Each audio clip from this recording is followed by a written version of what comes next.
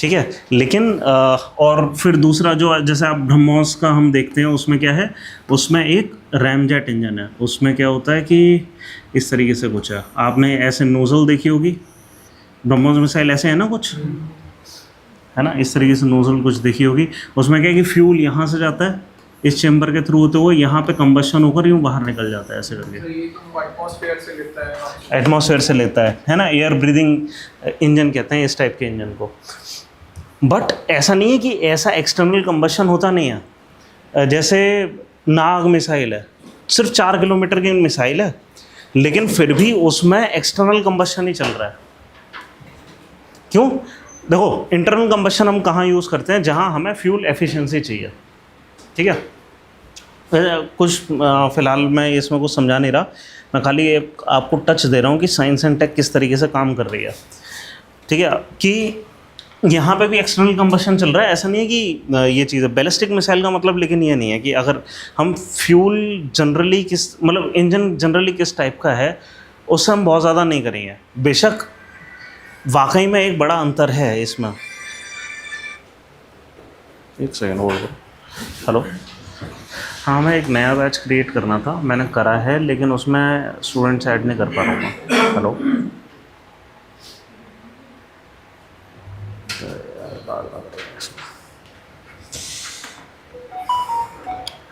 हाँ, तो ये डिफरेंस नहीं है, ठीक है। फिर अंतर क्या है क्रूज मिसाइल और बैलिस्टिक में, कोई आइडिया? एटमॉस्फेयर के ऊपर जाकर वापस आती है बैलिस्टिक, ये हमारा एटमॉस्फेयर है।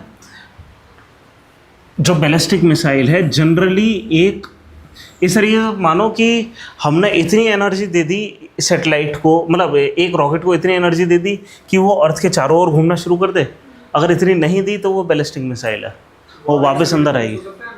हाँ, अंतर हो सकता है, एक्यूरेसी में अंतर हो सकता है, रेंज में तो हद से ज़्यादा अंतर है ही, स्पीड में बहुत बड़ा अंतर है। क्यों? आप एटमॉस्फेयर से बाहर चले गए, फ्रिक्शन है ही नहीं, 5 किलोमीटर पर सेकंड की रफ्तार से आप जा सकते हो, इसलिए कोई मतलब ही नहीं बैठता बैलिस्टिक मिसाइल का कि मैक 20 पे चल रही है, मैक 10 पे चल रही है। गिनना ही नहीं चाहिए। कहाँ पे गिनना चाहिए कि अगर आप एटमॉस्फेयर के अंदर रहते हुए भी इतना तेज चल रहे हो तो बात है, क्योंकि तब है फ्रिक्शन। अब बुरी बात क्या है कि जो बैलिस्टिक मिसाइल है उसको आप ट्रैक कर सकते हो, वो तो बैलिस्टिक पाथ है। आपको पता है कि जब कोई भी सैटेलाइट ऊपर जाती है एक फेज़ आता है, हम जो रॉकेट के साथ है कम्युनिकेशन छोड़ देते हैं। इसरो का कभी लॉन्च देखा है ना, कभी कभी वो कहते हैं कि भाई अब हमारा जो वो है संपर्क टूट गया है। क्यों टूट गया है? क्योंकि हम किस चीज़ से संपर्क करेंगे, क्या रेडियो वेव से करेंगे। रेडियो वेव हम हमारी एटमॉस्फेयर की डी लेयर ई लेयर के आसपास आकर कम्युनिकेशन तोड़ देती हैं। माइक्रोवेव के बहुत लंबा कम्युनिकेशन होता नहीं है, हम किसी वेव से हम कम्युनिकेट ही नहीं कर पाते। तो बैलिस्टिक मिसाइल को एक बार आपने टारगेट दे दिया, उसके बाद आप भूल जाओ। जब दोबारा कम्युनिकेशन इस्टेब्लिश होगा, ऐसा नहीं है दोबारा हो नहीं सकता, इस फेज से बाहर जाने के बाद दोबारा कम्युनिकेशन इस्टेब्लिश हो सकता है। लॉन्ग रेंज रेडियो वेव्स होती हैं कुछ जो फिर से हम कम्युनिकेट कर सकते हैं, लेकिन हम बहुत ज़्यादा इसकी ट्रैजेक्टरी चेंज नहीं कर सकते।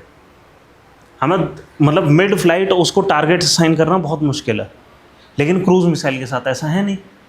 क्यों? हम अपने रडार पर रखते हैं उस मिसाइल को, फिर डिटेक्शन, कहने का मतलब है क्या कि इसको डिटेक्ट करना, इसके साथ इसको डिटेक्ट तो करा जा सकता है, इसके साथ कम्युनिकेट करना मुश्किल है। इसको कम्युनिकेट तो हम कर सकते हैं, इसको डिटेक्ट करना बहुत मुश्किल है। क्यों? कभी कभी ये मिसाइल टरेन हगिंग होती हैं। देखो, अगर मतलब देखो, अब जैसे यहाँ पे एक हमारा एंटीना है, ये हमारा कर्वेचर है, ये एंटीना कितना देख सकता है? बहुत ऊंचा एंटीना है, क्योंकि देखो कर्वेचर से अगर इतना उठ रहा है, बहुत ऊंचा एंटीना है। इस लाइन ऑफ साइट के बियॉन्ड तो नहीं देख सकता ना, खाली इतना ही तो देख सकता है एंटीना, उसके बियॉन्ड तो नहीं देख सकता, है ना।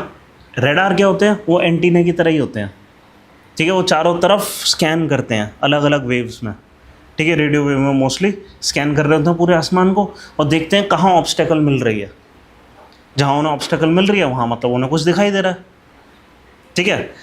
अब अगर हमारी जो मिसाइल है एकदम ही टरेन हगिंग टाइप की मिसाइल है, ये मैंने बहुत ऊंचा एंटीना बना दिया। अगर इतने कर्वेचर में इतना ऊंचा हुआ एंटीना, इनफैक्ट आपको पता है एटमॉस्फेयर हमारे जो हम कहते हैं कि स्ट्रेटोस्फेयर कहाँ एंड होता है, कितने किलोमीटर पे? स्ट्रेटोस्फेयर 50 किलोमीटर पे, है ना। और 50 किलोमीटर के बाद इतना रेयर होता है एटमॉस्फेयर, लोग कहना शुरू कर देते थे भाई आउटर एटमॉस्फेयर या स्पेस चालू हो गया। सिर्फ 50 किलोमीटर। हमारा अर्थ का वो डायमीटर कितना है? 12,800 किलोमीटर। हाँ, अब ये 12,800 किलोमीटर है, उसमें 50 किलोमीटर कुछ भी नहीं है। इतना बड़ा एंटीना अगर हमने बना भी दिया ना, वो स्पेस में पहुंचा हुआ है। मतलब आप समझ रहे हो, मैंने खाली एग्जेजरेटेड फिगर बनाई है। कहने का मतलब है हमारे एंटीना कुछ भी नहीं देख पाते। कितना देख पाते हैं? 20-25 किलोमीटर देख लेंगे। और 20-25 किलोमीटर से लंबी रेंज की एकदम टरेन हगिंग मिसाइल होगी, तो इस कर्वेचर का बढ़िया फ़ायदा उठाएगा। हम हिडन जोन में ज़्यादातर अपनी जो जर्नी है वो कंप्लीट कर लेंगे। हाँ, तो क्रूज मिसाइल पे काम ही नहीं करेगा, बहुत मुश्किल है करना। क्यों? कोई रॉकेट साइंस तो मतलब ये ऐसा नहीं है कि कोई जादू है कि हमने S-400 सिस्टम एक डाल दिया जो कि एंटी मिसाइल सिस्टम है, वो ऐसे थोड़ी काम कर देगा। उसको करना क्या है? वो भी तो उसकी भी आंखें हैं, उसने करके रखा है पूरे इंडिया की बाउंड्री के अलॉन्ग। मान लो बहुत सारे रेडार लगा रखे हैं, ठीक है, और ये रेडार हर उड़ती हुई ऑब्जेक्ट को ट्रैक कर रहे हैं। अगर उन्हें कोई ऐसे, उन्होंने साथ में एक AI टूल लगा दिया, मान लो उन्होंने ऐसे ट्रैकिंग करी और उन्हें पता लगा कि एक प्रोजेक्टाइल है जो अंदर की तरफ आ रहा है, डेंजरस लग रहा है ना। अलार्म जाएंगे, वार्निंग जाएगी, नहीं हुआ तो उसको हिट करेंगे। हाँ, वही तो कि उसकी स्पीड की मदद से और वो सारी मदद से किस तरफ आ रहा है वो स्पीड एंगल। प्लस क्या है कि जो नॉर्मल एयरक्राफ्ट है उनका डेटा ओपन होता है, आप वैसे भी ट्रैक कर सकते हैं। अगर एक प्रोजेक्टाइल है और जो एरोप्लेन का वैसे डेटा हमें ओपनली मिल रहा है, वो दोनों एक कोइंसाइड कर रहे हैं, मतलब कोई थ्रेट नहीं है वो, ठीक है। प्लस क्या है कि हर रेडार के ऊपर एयरक्राफ्ट का एक क्रॉस सेक्शन होता है, ठीक है।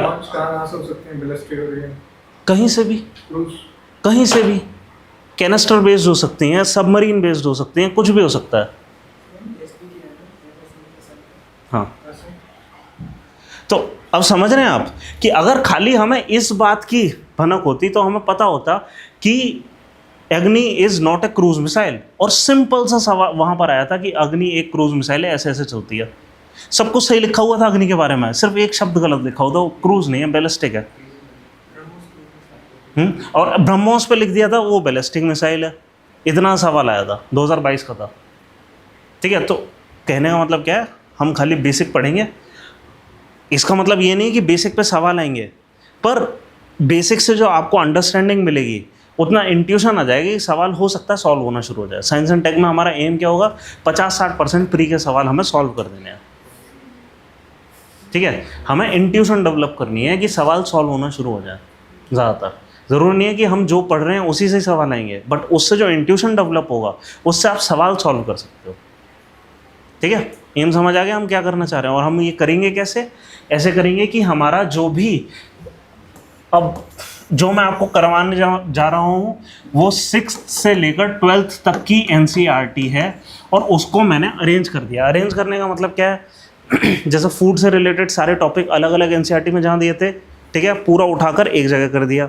फिर फूड से रिलेटेड जो भी न्यूज़ आई है, क्या फैटी एसिड पे न्यूज़ आती है ना, ट्रांस फैट वगैरह पे, इन सब पे FSSAI के इनिशिएटिव्स आते रहते हैं कि भाई ऑयल को कम करो और ये सब, ठीक है। हम जो करंट अफेयर में हो रहा है वो सारी चीज़ें, और NCERT में जो लिखा है उन चीज़ों के बारे में वो सारी चीज़ें, ठीक है। इन सारी चीज़ों को एक साथ क्लब करके फिर पढ़ेंगे, ठीक है। तो होगा क्या कि आपको एक स्ट्रक्चर मिल जाएगा। इस स्ट्रक्चर का फ़ायदा क्या होगा कि आप, ऐसा तो है नहीं कि अभी जितने हम इनिशिएटिव क्लास में कवर कर लेंगे, ये कौन से इनिशिएटिव हैं जो अभी 2-3 महीने पहले तक हुए, इसके आगे के आपको नोट करने हैं।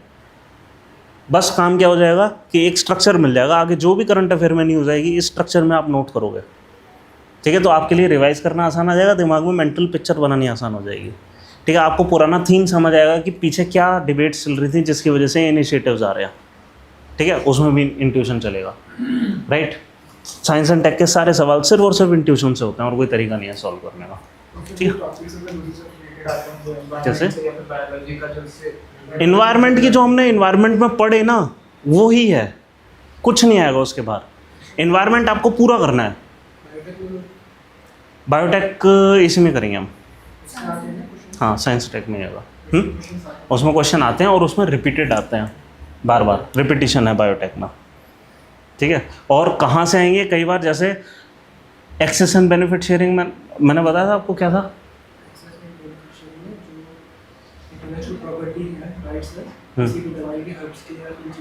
हाँ, जो नेचुरल जेनेटिक रिसोर्सेज हैं वो ह्यूमंस की वो है वेल्थ, है ना। तो क्या है कि हमें चाहिए कि जो भी जेनेटिक रिसोर्सेज में डेवलपमेंट है उसका बेनिफिट पूरी कम्युनिटी को मिले, उसमें बहुत ज़्यादा प्रॉपर्टी वो ये राइट्स ना हो। तो ज़्यादातर क्या होगा, बायोटेक में आईपीआर से मिले हुए सवाल आ रहे हैं। बायोटेक वाला सेक्शन 50% तो सवाल कैसे आ रहे हैं, या तो बायोटेक या आईपीआर या बायोटेक प्लस आईपीआर। आईपीआर माने इंटेलेक्चुअल प्रॉपर्टी राइट, है ना, पता है सबको। ठीक है, चलो स्टार्ट करते हैं। आज हम सबसे बेसिक सवाल बेसिक उससे स्टार्ट करेंगे, फूड। पहले हम कवर करेंगे बायोलॉजी, ठीक है, क्योंकि फिजिक्स वगैरह से इतने सवाल आते भी नहीं, और फिजिक्स में जो भी आता है वो एप्लीकेशन, जैसे मिसाइल सिस्टम्स वगैरह है ना, space technology, missile technology, nanotech वगैरह जो कुछ भी है वो अलग से हम करेंगे एक साथ, ठीक है। सब कुछ इसमें ही आएगा, ठीक है। न्यूक्लियर टेक्नोलॉजी, जितने भी हमारे फर्स्ट फेज़ के रिएक्टर हैं, सेकंड फेज़, थर्ड फेज़, सब कुछ, ठीक है। तो सबसे पहला आप टॉपिक डालो, फूड होता क्या है? नहीं, एनर्जी नहीं, ज़रूरी नहीं है एनर्जी। क्यों? क्योंकि फैट भी एनर्जी देता है, प्रोटीन से भी हम एनर्जी ले सकते हैं, और कार्बोहाइड्रेट में मेन जो एनर्जी देंगे, हाँ उन सब का एग्रीगेट है, बट सिर्फ एनर्जी नहीं दे रहा। न्यूट्रिशन, न्यूट्रिएंट, वो हर चीज़ जो हमें न्यूट्रिएंट प्रोवाइड कर रही है, किसी न किसी किस्म का नरिशमेंट दे रही है, उसको हम क्या बोलेंगे? Food, simple. और फिर हमें फिर क्या फूड के कंपोनेंट देखने हैं, फिर किस किस टाइप का नरिशमेंट हो सकता है? बताओ, तुमने ऐसे रैंडम 3 बोल दिया क्या? प्रोटीन, कार्ब, फैट, और कुछ नहीं होता? चलो पानी होता है, मिनरल्स और विटामिन्स भी आएंगे ऑब्वियसली, और फाइबर, ये 6 चीज़ें होती हैं, ठीक है। फूड के अंदर ये 6 चीज़ें होती हैं। हाँ, तुम जरूर जिम करते होगे। हाँ, अनबैलेंस डाइट होती है, फिर अनबैलेंस तरीके से शरीर कहीं से भी ग्रो करता है। हाँ, जो भी है। चलो, तो न्यूट्रिशन लिखो, एक न्यूट्रिशन की डेफिनेशन लिख लेते हैं।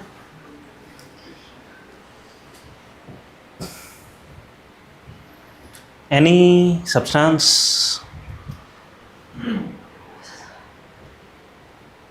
that provides nourishment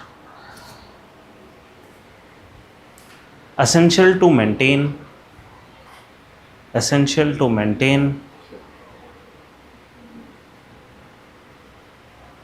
maintain life and growth.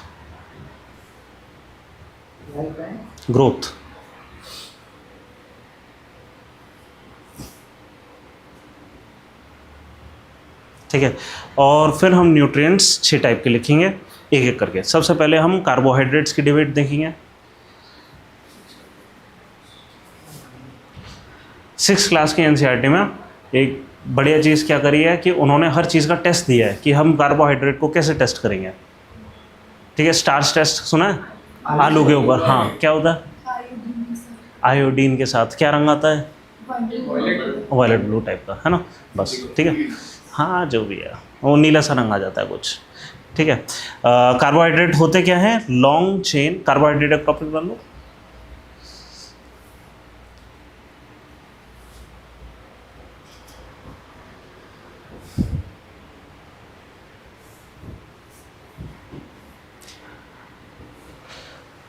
अच्छा, हाइड्रोकार्बन और कार्बोहाइड्रेट में अंतर पता है?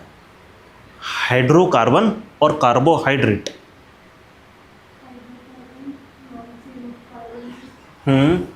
ठीक है, लॉन्ग चेन ऑफ कार्बन है, बट एक्चुअली पता है कार्बोहाइड्रेट और बहुत छोटा सा अंतर है।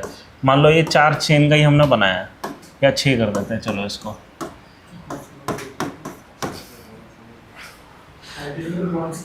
हाँ, अगर यहाँ पे सिर्फ हाइड्रोजन है, यहाँ सब कुछ हाइड्रोजन है, तो इसको क्या बोलेंगे? हाइड्रोकार्बन। Hydrogen and carbon. और कार्बोहाइड्रेट क्या होता है?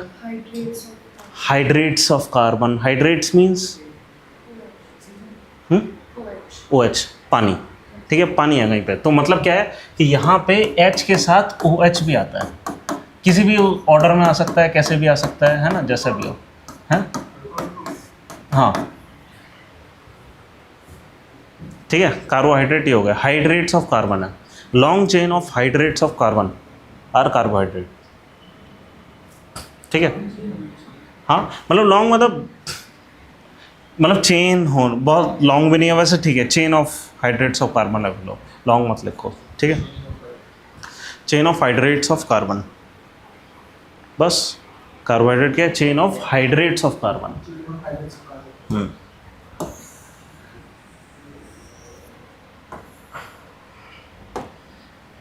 तो ये हमारी फूड में जब मिलते हैं इसको हम कार्बोहाइड्रेट बोलते हैं।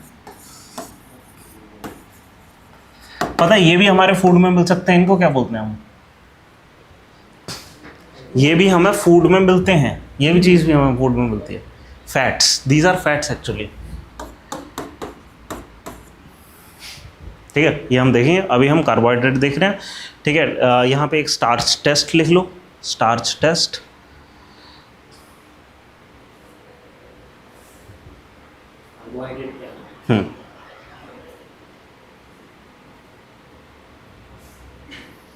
When 2-3 drops of iodine, when 2-3 drops of iodine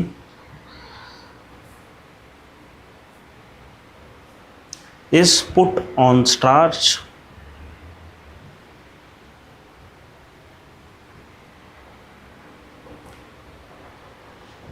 it gives a blue-black color.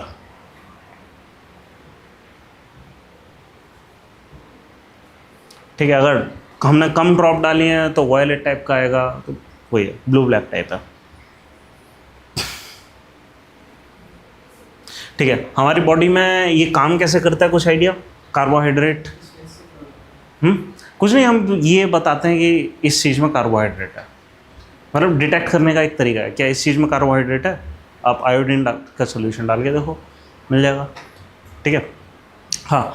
तो कार्बोहाइड्रेट बनते कैसे हैं वैसे, याद है? बनते कैसे हैं मतलब ऑब्वियसली, हाँ। ये बना कौन रहा है? कार्बोहाइड्रेट। प्लांट्स बना रहे हैं, तो वो कैसे बना रहे हैं? फोटोसिंथेसिस से बना रहे हैं। और फोटोसिंथेसिस में हो क्या रहा था? लाइट पड़ रही है, कार्बन डाइऑक्साइड आ रहा है हाँ। एटमॉस्फेयर से, वाटर गैस हो जा रहा है। हाँ, तो वाटर से ऑक्सीजन लेके, हाँ कार्बन, हाँ वाटर से ऑक्सीजन लेके, हाइड्रोजन एटम लेके, उससे कार्बन डाइऑक्साइड पे रिएक्शन होता है और उससे बनता है कार्बोहाइड्रेट, बस। ठीक है, अब जब ये हो गया, ये एक किस्म का फ्यूल हो गया। वो प्लांट ये क्यों बना रहा है? हाँ, तो वो कर रहा है इसका, हाँ। इस प्रोसेस को हम क्या कहते हैं, जब ये इस कार्बोहाइड्रेट को यूज़ करते हैं अपने एनर्जी लेने के लिए? रेस्पिरेशन। ठीक है, रेस्पिरेशन। तो प्लांट्स क्या करते हैं? रेस्पिरेशन। ठीक है, इसको स्टोर करते हैं अपनी एनर्जी की तरह, और इससे करते हैं वो रेस्पिरेशन। ये दिन के समय भी काम आता है, रात के समय भी काम आता है। ठीक है, और हम अपने, क्योंकि एनर्जी खुद नहीं बना पाते, तो हम क्या करते हैं? हम कंज्यूम करते हैं कार्बोहाइड्रेट्स, और फिर हम रेस्पिरेशन करते हैं। ठीक है, होता ये है कि जब इस कार्बोहाइड्रेट को हम ब्रेक करते हैं, कई सारे मॉलिक्यूल्स आते हैं, ADP, ATP बनते हैं, NADP। ठीक है, इनके एंड में NADP, इनके एंड में जब ये, मतलब ऐसा मानो कोई तरीका है इसको ब्रेक करने का, उससे हम कुछ मॉलिक्यूल्स ले रहे हैं जो कि एनर्जी के सेल की तरह काम कर रहे हैं। यहाँ पे इन एनर्जी सेल्स वगैरह को बनाने के लिए हमें किस चीज़ की ज़रूरत पड़ती है? ऑक्सीजन की। ठीक है, तो प्लांट्स ने क्या करा था कि कार्बन डाइऑक्साइड से उसका ऑक्सीजन निकाल दिया था और उसको पानी पकड़ा दिया था, कार्बोहाइड्रेट बना दिया। हम क्या कर रहे हैं? हम इस पूरे प्रोसेस को वापस कर रहे हैं। मतलब इस तरह सोचो, ये कार्बन है, इस पे यहाँ पे ऑक्सीजन लगा हुआ था, इसके यहाँ पे ऑक्सीजन लगा हुआ था, ये कार्बन डाइऑक्साइड था, है ना। प्लांट क्या कर रहे हैं? इसका ऑक्सीजन उखाड़ते हैं, इसको पानी पकड़ा देते हैं, ऑक्सीजन निकाल देते हैं। हम क्या करते हैं, उस ऑक्सीजन को वापस पकड़ते हैं, हम ब्रीद इन करते हैं ऑक्सीजन, ठीक है, हमारी वेसल्स के थ्रू सारे सेल्स में जाता है, और फिर रेस्पिरेशन का प्रोसेस क्या होता है कि ये सारी चीज़ बनाने के लिए हम उस ऑक्सीजन को दोबारा एब्जॉर्ब करते हैं, और इस तरीके से हमें एनर्जी मिलती है, राइट। तो बस यही है। इसी डिटेल पे कभी वैसे क्वेश्चन आया नहीं है, ठीक है। ये नोट्स पे हल्का फुल्का लिखा हुआ है, जब आपको प्रिंट होकर मिलेंगे आप उसमें से देख लेना, इसको हम लिखवा नहीं रहे हैं, ठीक है। नेक्स्ट हम जाते हैं प्रोटीन्स पे। कार्बोहाइड्रेट हो गया हमारा, सेकंड होता है protein.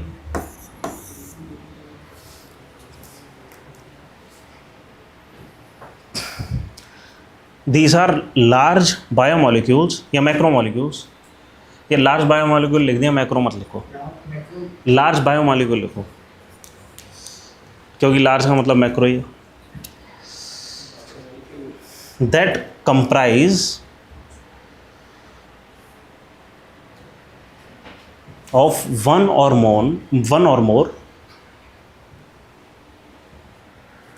Long chains of amino acid. हाँ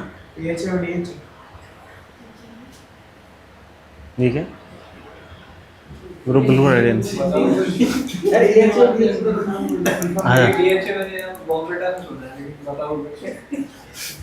अच्छा चलो अमीनो एसिड लिख लो, अमीनो एसिड्स, वन और more long chains of amino acid. हाँ हर जगह होते हैं।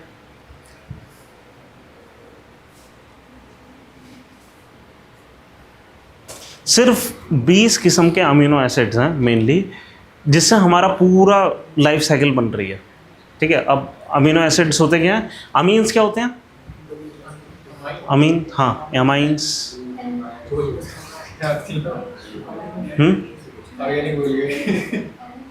NH2 ग्रुप होता है, ठीक है। चलो एक नया पेज लेते हैं, NH2 ग्रुप होता है अमीन्स, ठीक है। हम केमिस्ट्री इतना पढ़ नहीं रहे हैं, ठीक है, और हमारे लिए इतनी ज़रूरी भी नहीं है, क्योंकि यूपीएससी वाले पूछते भी नहीं है। बट घुमा फिरा के अगर आपको केमिस्ट्री पता है, वो आपकी केमिस्ट्री की नॉलेज कहीं से चेक कर लेंगे, लेकिन ठीक है, तो बेटर होगा हमें पता हो।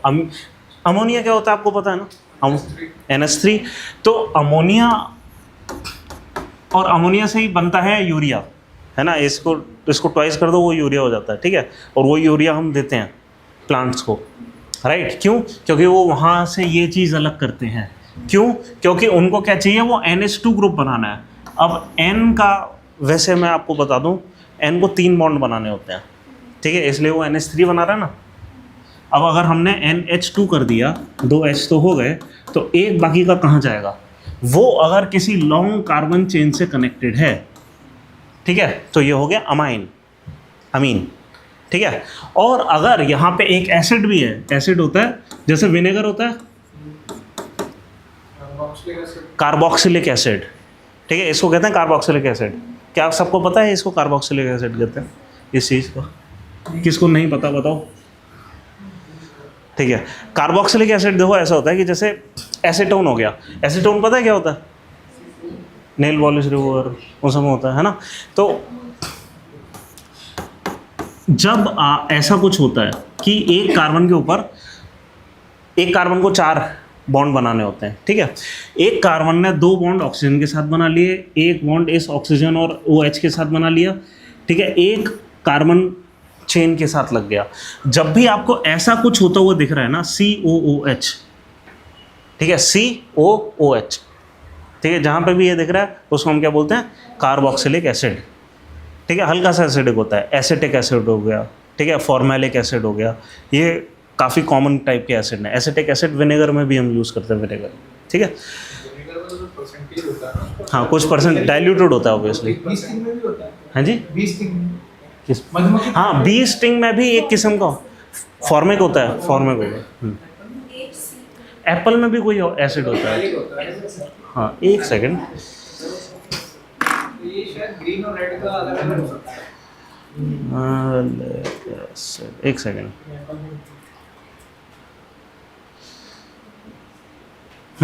ऑक्सैलिक एसिड होता है स्पिनच में, सारे सिट्रस फ्रूट में होता है, टोमेटो में होता है। टार्टरिक एसिड होता है इमली के अंदर। ये हम ना कब करेंगे, ये शायद 1-2 दिन में कर लेंगे ये काम। एसिड बेसिस ऑफ सॉल्ट हमें करना है नहीं, अभी नहीं करेंगे, जब हम केमिस्ट्री कर रहे होंगे तब करेंगे एसिड बेसिस ऑफ सॉल्ट। उसमें हाउस होल्ड आइटम के अंदर क्या क्या है उसकी एक लिस्ट बनाएंगे। नहीं, अभी हम बायो करना चाह रहे हैं, उसमें थोड़ी, उसमें हम थोड़ा सा यहाँ से नॉलेज ले रहे हैं बस, ठीक है, केमिस्ट्री की। हाँ थोड़ा ही है, ज़्यादा नहीं है।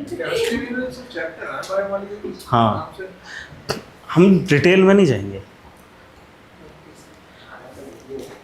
देखो आपको इसको कोई वो नहीं है कि हमें समझने की ज़रूरत है, अगर समझ आ गया तो हो सकता है कुछ काम आ जाए कहीं, ठीक है, अदरवाइज आप कुछ मिस नहीं कर रहे हो ऐसा।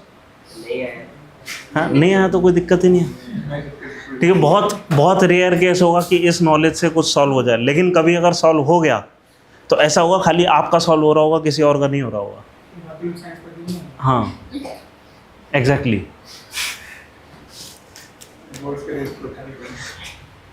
देखो मैं आपको बता रहा हूँ, 2019 वाला अटेम्प्ट था, मैंने प्रीलिम्स 2 दिन के अंदर 2 दिन की पढ़ाई से क्लियर कराया, सिर्फ 2 दिन।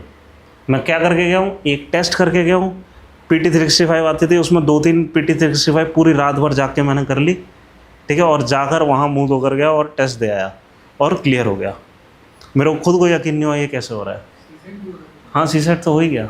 यहाँ से कुछ नया है हाँ नहीं, बट पॉइंट ये है कि ये सारी चीज़ें क्योंकि मैं पहले कर ली थी, क्योंकि मैंने पढ़ाई स्टार्ट करी थी वो 2014-15 में स्टार्ट करी थी, ठीक है, और वहाँ से लेकर 19 तक मैं इतनी बार सारी चीज़ें पढ़ चुका था। और उस समय मेरे को ये, मैं कश्मीर में था, वहाँ इंटरनेट चलता नहीं था, तो मेरे पास किसी टॉपर की कमेंट्री नहीं थी, तो मेरे को जो मिला मैंने सब पढ़ डाला, ठीक है। ये ऑब्वियसली पढ़ने की ज़रूरत नहीं है, कोई भी टॉपर आपको बता देगा, ठीक है, लेकिन मैंने सारा पढ़ डाला।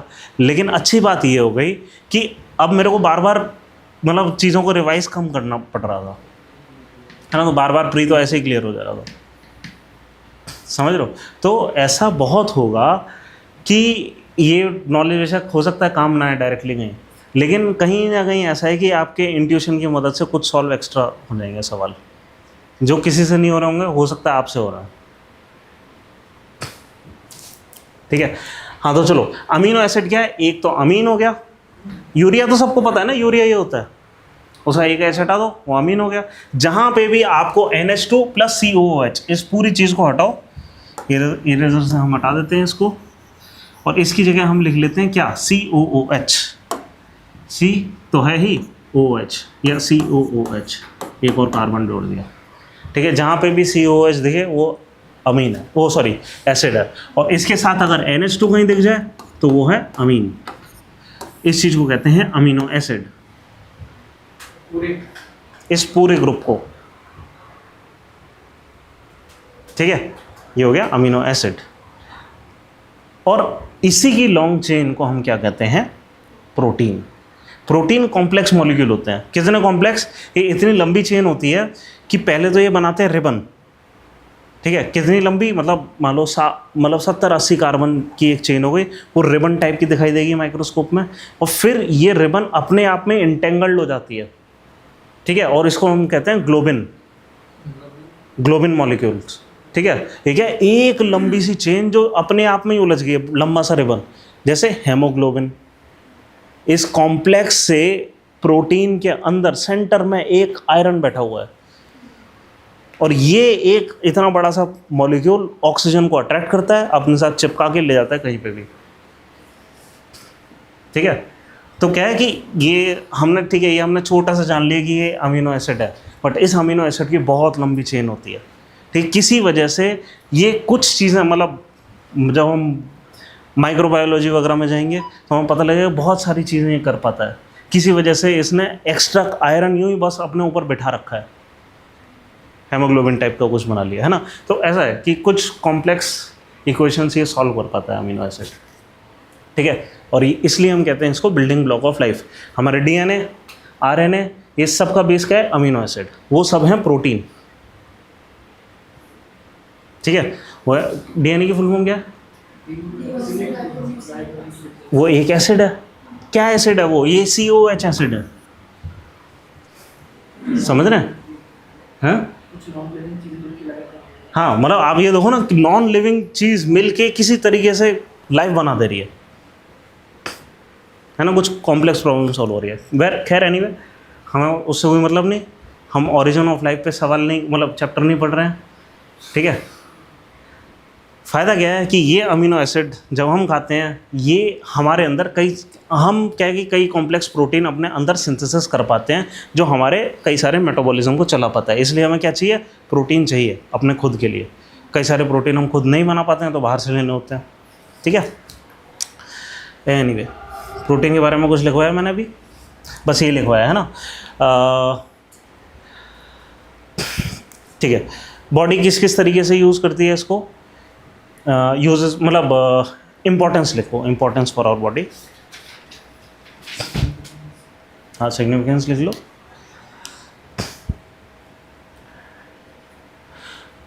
Body uses them to make new proteins. अब मैंने बताया ना, कुछ तो हमें डायरेक्टली चाहिए होते हैं, कुछ बाहर से नहीं मिल पाते हैं, हमारी बॉडी खुद बनाती है प्रोटीन। अब देखो, जितने भी हमारे सेल्स हैं ना, जितने भी टाइप के सेल्स हैं, उन सबको हमेशा कुछ नए किस्म का बिल्डिंग ब्लॉक चाहिए अपने आप को बनाने के लिए। तो ज़रूरी नहीं है जो हमने बाहर से प्रोटीन खाया वो ऐसे ही यूज़ हो जाए। मैंने बताया कि बहुत लंबी चेन होती है, रिबन, और वो खूब मिलाकर यूँ ग्लोबुलर मॉलिक्यूल बना देते हैं, ठीक है। हमारी बॉडी क्या करती है, सिंथेसाइज करने के लिए इस लंबी सी चेन को तोड़ेगी, इसमें जो पार्ट उसके काम आ रहा है उसकी मदद से नया ग्लोबुलर बना देगी अपने काम में लेने के लिए। These are building blocks of life, ठीक है। अपना कुछ नया सेल बनाना है, ठीक है। हमारे सेल बाकी किसी भी प्लांट और एनिमल से अलग है। हम ज़्यादातर प्लांट डाइट खा रहे हैं, ठीक है। अब वहाँ से जो प्रोटीन मिला वो हमारे काम तो आएगा नहीं, ठीक है। तो वो हमारा मतलब हमारी बॉडी क्या कर रही है, इसको तोड़ रही है, इसमें जो इंपॉर्टेंट पार्ट है उसको जोड़ जाड़ के इधर उधर से अपना प्रोटीन बनाया और उससे कुछ नया सेल बना दिया, राइट। तो क्या लगवाया मैंने, हाँ, new protein such as muscle, bone and other compounds. Muscle, bones, enzymes लिखो, एंजाइम बड़े इंपॉर्टेंट प्रोटीन्स होते हैं। एंजाइम्स, हार्मोन्स,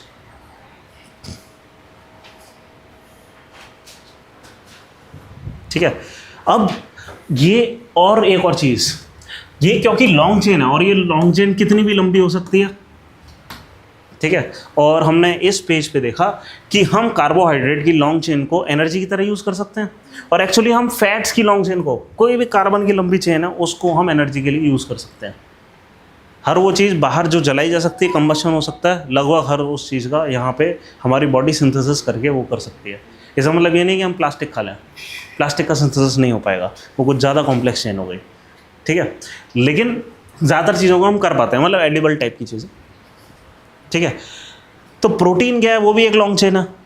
अच्छी बात यह है कि हमारी बॉडी अगर कार्बोहाइड्रेट नहीं मिल रहा है, अगर फैट नहीं मिल रहा है, एक और काम क्या कर सकती है, इस चेन का यूटिलाइजेशन करके उससे एनर्जी तोड़ के ले सकती है, ठीक है। तो नेक्स्ट पॉइंट आप ये लिखेंगे, इट कैन ऑल्सो बी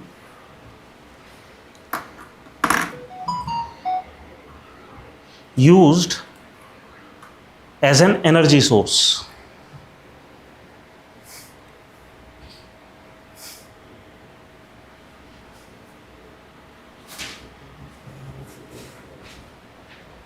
ठीक है, जैसे एक स्टार्च टेस्ट था, एक ऐसे एक प्रोटीन टेस्ट लिखो कि इस जीन में प्रोटीन है कि नहीं, कैसे पता लगेगा।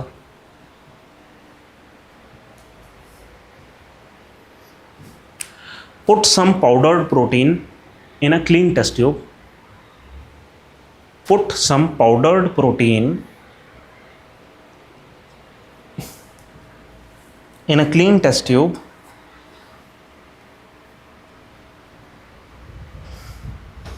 and mix well with water.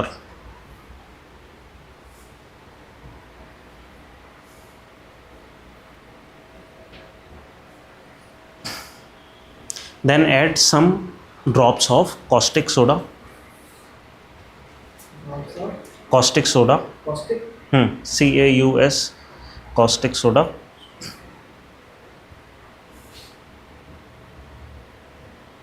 और कॉपर सल्फेट सॉल्यूशन, और कॉपर सल्फेट।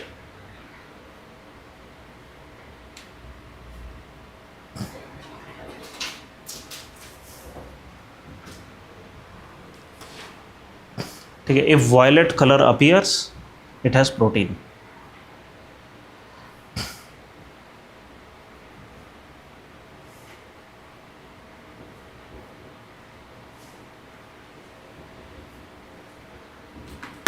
कार्बोहाइड्रेट का बात क्या बोलोगे?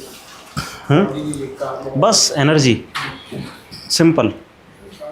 हम अपनी एनर्जी खुद नहीं बना पाते। सबसे इंपॉर्टेंट चीज़ क्या है बॉडी को चलने के लिए? वो है एनर्जी। हम अपनी नहीं बना पाते, प्लांट बना पाते हैं। तो हम एक ही काम करते हैं, इवेंचुअली हम किसी ना किसी तरीके से हम प्लांट से ले रहे हैं सारी एनर्जी, है ना। या अगर हम किसी एनिमल से ले रहे हैं तो एनिमल किसी प्लांट से ले रहे हैं एनर्जी, है ना। But finally actually primary producer कौन है? प्लांट्स है ना। ये डिस्टिंक्शन तो सबको पता है, प्राइमरी प्रोड्यूसर, फिर कंज्यूमर। उसमें कंज्यूमर में प्राइमरी कंज्यूमर, सेकेंडरी कंज्यूमर, ठीक है ना। क्या होता है वैसे प्राइमरी कंज्यूमर क्या होते हैं? फिर प्रोड्यूसर क्या होते हैं? प्राइमरी प्रोड्यूसर ग्रास होता है, हाँ, और जो प्राइमरी कंज्यूमर होते हैं वो छोटे मोटे जानवर। हाँ छोटे मोटे जो घास खाने वाले होते हैं, और सेकेंडरी हर्बीवोर्स, हैं। नहीं हम पता नहीं, हम तो कुछ भी हैं। हाँ एपेक्स है हम। हमारा बस रहा तो कुछ टाइम में रिसर्च करके हम यहाँ क्लोरोफिल इम्प्लांट करेंगे, हम प्राइमरी बन जाएंगे। हाँ ग्रीन बनना पड़ेगा। चलो ठीक है, नेक्स्ट आते हैं फैट्स।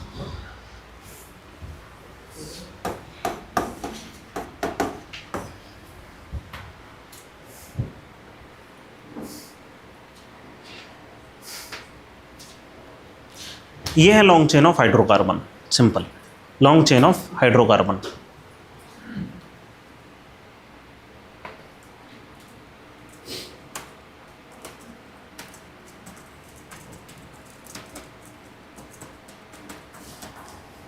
ठीक है। Fat store immense energy, fat store immense energy,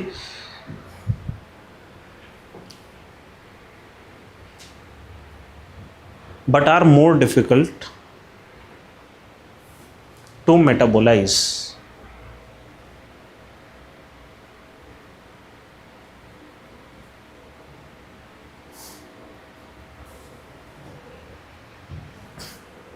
generally fat को जज करने का क्या तरीका होता है?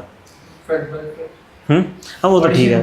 हाँ नहीं हमारा क्या क्या बॉडी, अच्छा फैट को कैसे जज करोगे? अच्छा नहीं मैं वैसे जैसे हम प्रोटीन टेस्ट कर रहे थे, कार्बोहाइड्रेट टेस्ट वो कर रहे थे ना, वैसा फैट का क्या टेस्ट हो सकता है? कोई केमिकल डाल सकते हो? ये पेपर को ट्रांसल्यूसेंट।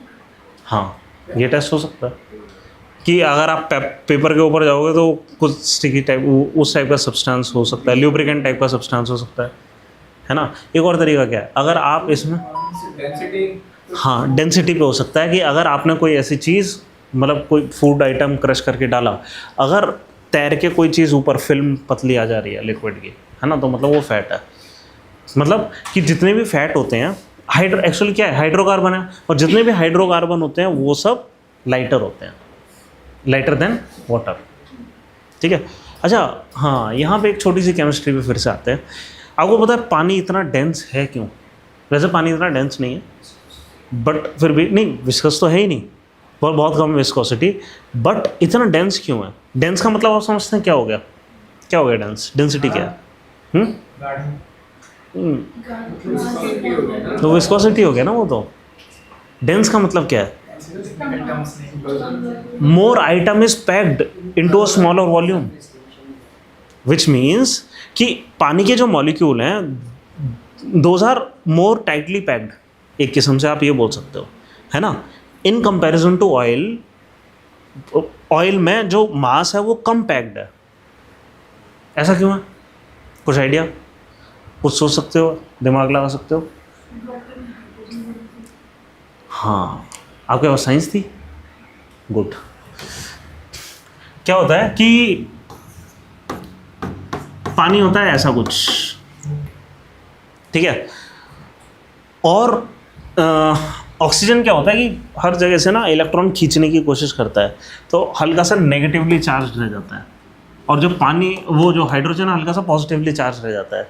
इस टाइप के मॉलिक्यूल्स को हम पोलर मॉलिक्यूल्स कहते हैं। कई सारे मॉलिक्यूल्स ऐसे होते हैं, मान लो ये एक मॉलिक्यूल है, ठीक है, कई सारे मॉलिक्यूल्स ऐसे होते हैं जहाँ पे चार्ज बड़ा सिमेट्रिकली डिस्ट्रीब्यूटेड होता है, कि मतलब आप कहीं पे भी चले जाओ, हर जगह ये न्यूट्रल होगा, हर जगह से ये मॉलिक्यूल जो है वो न्यूट्रल है। आप कहीं पे भी, आप न्यूट्रल कैसे पता लगेगा? जैसे आपने बचपन में वो वाला एक्सपेरिमेंट करा था स्केल पे यूं करके, Yes, sir. है ना?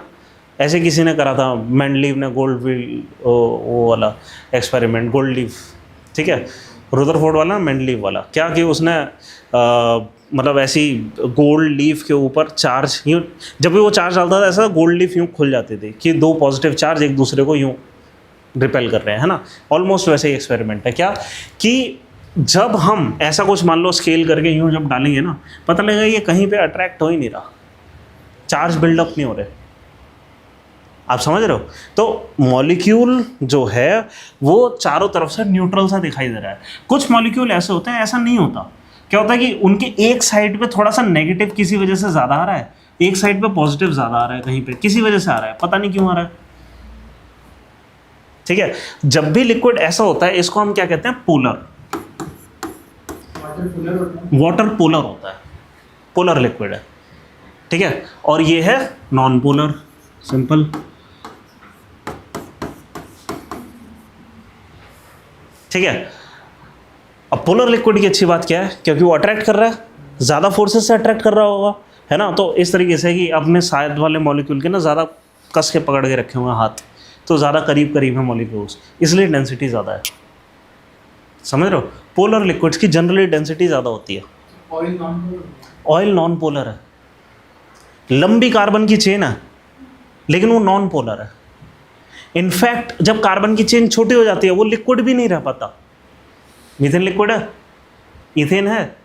हम कौन सी घर में जो एलपीजी यूज़ करते हैं वो कौन सी होती है? हाँ, वो है क्या? ब्यूटेन होती है। 4 कार्बन की चेन, 4 कार्बन की चेन भी लिक्विड नहीं है। 5-6 कार्बन की चेन भी लिक्विड नहीं होती है। 7 कार्बन की चेन, 6, 7, 8, ये वाली चेन है जो लिक्विड हो पाती हैं। इतनी लंबी चेन हो गई, भारी चेन हो गई, तब जाकर वो लिक्विड है। पेट्रोल के अंदर क्या होता है? ऑक्टेन, 8 नंबर, ऑक्ट मतलब 8 कार्बन की चेन, तब जाकर वो लिक्विड है। क्यों? क्योंकि वो पोलर नहीं है। तो अगर आप एक एटम को, वो एक मॉलिक्यूल को दूसरे मॉलिक्यूल के साथ अगर पास में रहना है, उसका हैवी होना ज़रूरी हो जाता है। ठीक है, प्लस एक और चीज़ होती है केमिस्ट्री में, जब बड़े हो जाते हैं ना मॉलिक्यूल, तो उनकी सरफेस अट्रैक्शन एक फोर्स आती है, उसको वैन डर वाल्स फोर्स कहते हैं। ज़्यादा लंबी कोई चीज़ हो जाती है, इसलिए ऐसा होता है कि फाइबरस कोई भी चीज़ है वो सॉलिड है।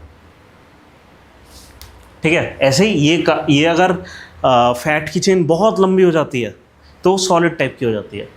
कुछ फैट सॉलिड हो जाते हैं। आप क्या कोई फैट जानते हो जो सॉलिड हो जाता है? बटर सॉलिड हो जाता है ना? वो कितनी चेन होती है? वो 22-23 कार्बन की चेन होती है। ठीक है, जितनी ज़्यादा लंबी चेन उतना ज़्यादा। ग्रीस होती है 16-17, ग्रीस जो हम वो इंजन में यूज़ करते हैं ना। ठीक है, तो जितनी लंबी चेन उतना वो सॉलिड। सिंपल है, मास बढ़ता चला गया वो सॉलिड हो गया, छोटा होता चला जाएगा वो गैस तक हो जाएगा। ठीक है ना? तो ऑयल क्या होता है? इन जनरल हल्के होंगे पानी से। ठीक है, बस। इनफैक्ट ये लंबी चेन होने के बाद, साथ में आने के बाद, इतना विस्कस होने के बाद ग्रीस आपको लगेगी हैवी, है नहीं। ग्रीस को यूँ पानी के ऊपर डाल के देखना, वो फिर भी तैरेगा। वो सॉलिड, ऐसा सॉलिड है, ज़रूरी नहीं है कि कोई चीज़ सॉलिड हो गई है तो वो डेंस ही होगी। वो ऐसा सॉलिड है जो अभी भी पानी से हल्का है। वाटर का तो सर ऐसे कि अगर सॉलिड कर देता है वो फ्लोट करता है। नहीं, वो अलग चीज़ है, वो अलग वजह से है। क्या है कि ये जब आइस में क्या है कि स्ट्रक्चर फिक्स हो जाते हैं, मॉलिक्यूल्स मूव नहीं कर पाते। वो किसी वजह से ऐसा होता है कि जब पानी जब फिक्स होता है ना, मॉलिक्यूल एक के ऊपर एक के ऊपर एक ऐसे, है ना, तो थोड़ा सा उनमें गैप आ जाता है, इस वजह से होता है।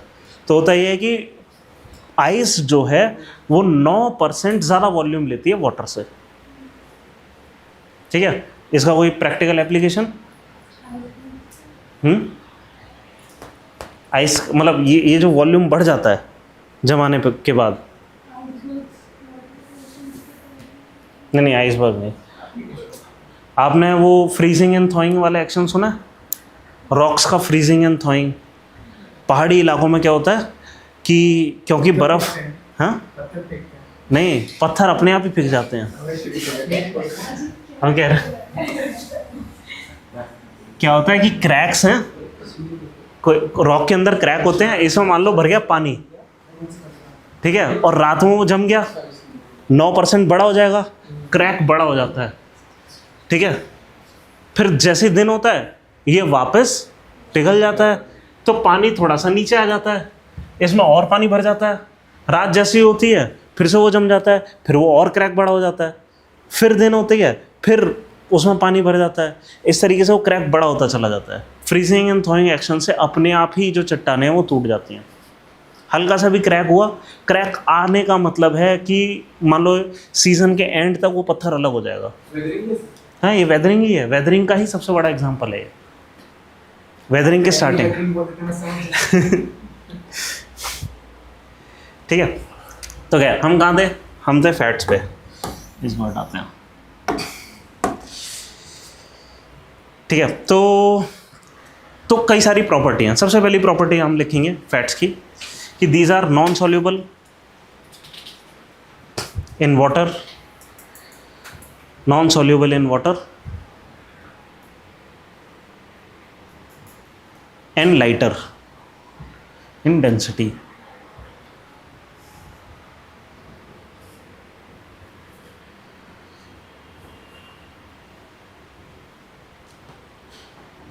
अच्छा, कोई किसी चीज़ को किसी चीज़ के अंदर मिलाएंगे, हमें ये कैसे पता लगेगा कि ये सॉल्यूबल होगा कि नहीं? दिख तो जाता है ऑब्वियसली, मतलब मैं वैसे कह रहा हूँ कि जैसे हमने बटर को अगर घी में मिलाया तो वो मिल जाएगा, दोनों की डेंसिटी हल्की सी अलग होती है, उसके बावजूद हम स्टिर करेंगे वो मिल जाएगा। तो हम पानी को ऑयल में अगर मिला रहे हैं तो वो क्यों नहीं मिल रहा? यस, तो यहाँ पे हम एक छोटा सा साइड में अगर बॉक्स बनाना चाहो तो आप ये लिख सकते हो कि लाइक डिजॉल्व्स लाइक, मतलब पोलर लिक्विड के अंदर पोलर मिलेगा, नॉन पोलर के अंदर नॉन पोलर। ठीक है, अगर आपने ये लिखा है पोलर और नॉन पोलर का हल्का सा डिस्टिंक्शन अगर नोट करो, ये कई जगह काम आ सकता है। ठीक है, कोई एग्जांपल इसका? जैसे एल्कोहल एंड वाटर मिल जाता है, पानी के अंदर कभी एल्कोहल मिलाओ उसमें कोई लेयर नहीं दिखाई देती, लेयरिंग नहीं होती ना। अगर कोई चीज़ नहीं मिल रही है इसका मतलब क्या है कि लेयरिंग होगी, एक लेयर पे आएगा, एक दूसरी लेयर पे आ जाएगा। बट आपको पता है एल्कोहल को कभी अगर हम ऑयल में मिला देंगे तो वो मिल जाता है।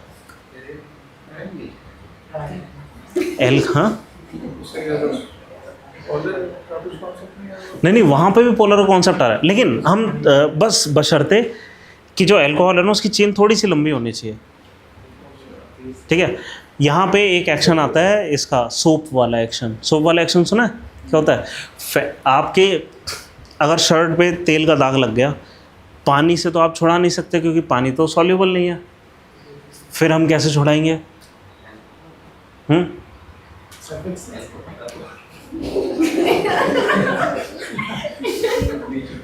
जी, तो दाग को रगड़ेंगे ना उसको धीरे धीरे। हाँ, बट आप कितना भी रगड़ लो पानी कैसे मिलेगा उसमें?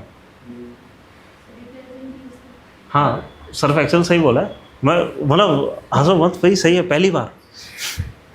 तो उस मॉलिक्यूल क्या होता है? हाँ, मिसल फॉर्मेशन होती है। मतलब क्या है कि देखो यहाँ फ़ायदा क्या है कि मान लो अगर हम पोलर एंड नॉन पोलर दोनों की प्रॉपर्टीज़ को मिला दें, ठीक है। नॉन पोलर कौन सा लिक्विड होता है कि जो लंबे कार्बन की चेन होती है, हर जगह पे कार्बन है, जहाँ पे भी मैं जिगजैग बनाऊँ ना मतलब कार्बन है मान लो, ठीक है, लंबी चेन, नॉन पोलर हो गया। ठीक है, और लास्ट में मैं फिर भी यहाँ पे COOH मान लो डाल दूँ या OH कुछ डाल दूँ तो ये पोलर भी हो गया। तो होगा क्या कि पोलर एंड वो dissolve with water and non polar and वो डिजॉल्व विद, आई बात समझ है ना? ये ऑयल के साथ डिजॉल्व हो जाएगा, ये इसके साथ हो जाएगा। तो होता क्या है कि ऐसे कई सारे मॉलिक्यूल ना, अगर यहाँ ऑयल का पार्टिकल है, ये अलाइन होना शुरू हो जाते हैं, ये वाली चेन इस पर अटैच होना शुरू हो जाती है, और ऐसे अक्सर हो जाता है किस मॉलिक्यूल को चारों तरफ से घेर लेते हैं, इसके जो बाहर वाले एंड होते हैं वो पानी के साथ डिसॉल्वेबल होते हैं। ये पूरी चीज़ एक्स कम बन के बाहर आ जाती है। हाँ, ठीक है। तो कह रहे नहीं हम, तो पहली चीज़ हमने क्या लिखी थी कि ये नॉन सॉल्यूबल है, ठीक है। लेकिन अच्छी बात पता है क्या है फैट की, कि अभी हम वाइटामिन्स पढ़ेंगे, कई सारे वाइटामिन्स होते हैं, वाइटामिन्स भी ऑर्गेनिक मॉलिक्यूल्स होते हैं जो कि हमारी बॉडी खुद सिंथेसाइज नहीं कर पा रही होती है, तो हमें छोटे अमाउंट्स में बाहर से चाहिए होता है। मतलब बॉडी के मेटाबॉलिज्म के लिए तो इम्पॉर्टेंट है, लेकिन हमारी बॉडी इनकेपेबल है उनको खुद सिंथेसाइज करने से, है ना। हम चाहे किसी भी टाइप का प्रोटीन खा लें, हमारी बॉडी उन मिनरल्स को, मिनरल्स नहीं बोलेंगे, किसी ज़माने में बोला जाता है ये वाइटल मिनरल्स हैं इसलिए नाम वाइटामिन पड़ा, बट ये एक मिसनॉमर है, वो मिनरल्स नहीं है। मिनरल्स क्या होते हैं, वो एलिमेंटल होते हैं, आयरन वगैरह टाइप का, है ना। ये मिनरल नहीं है, ये ऑर्गेनिक कंपाउंड है, लेकिन हमारी बॉडी नहीं सिंथेसाइज कर पा रही। अब क्या है कि कुछ ऑर्गेनिक कंपाउंड, अब मैंने ऑर्गेनिक कंपाउंड आपको बताया या तो पोलर हो सकते हैं या नॉन पोलर हो सकते हैं, यही दो टाइप के हो सकते हैं। कुछ इनमें से पोलर हैं, कुछ नॉन पोलर हैं। फैट्स की अच्छी बात यह है कि क्योंकि जो नॉन पोलर टाइप के वाइटामिन्स हैं वो और किसी तरीके से नहीं मिलते, तो फैट के साथ डिजॉल्व होके, कहने का मतलब है कुछ फैट्स एसेंशियल होते हैं, वो हमें वाइटामिन सप्लाई करते हैं, वो और किसी तरीके से आ नहीं सकते, ठीक है। तो अगली चीज़ ये, फैट्स ऑफन सप्लाई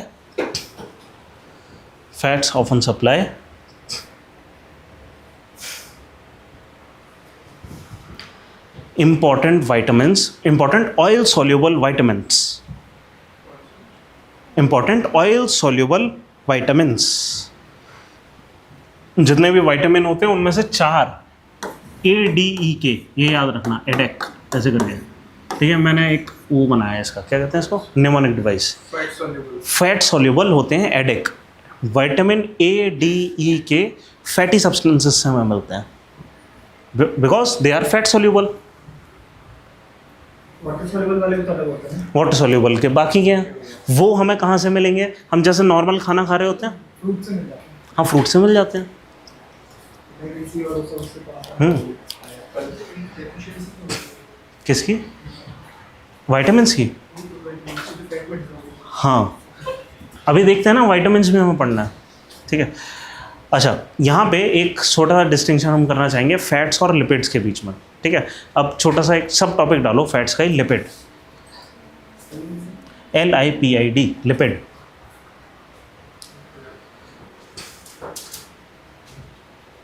आज को ज़्यादा तेज़ी से टाइम नहीं जा रहा, मैं तो कुछ भी नहीं करा पाया अभी तक। चलो, lipid,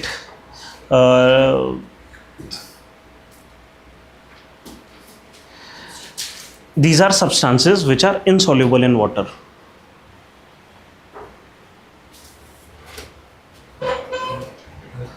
Substances which are insoluble in water.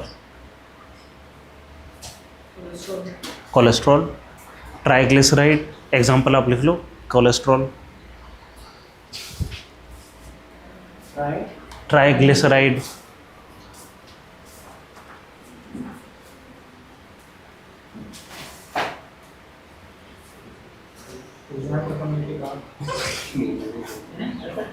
कैसा गया वैसे टेस्ट?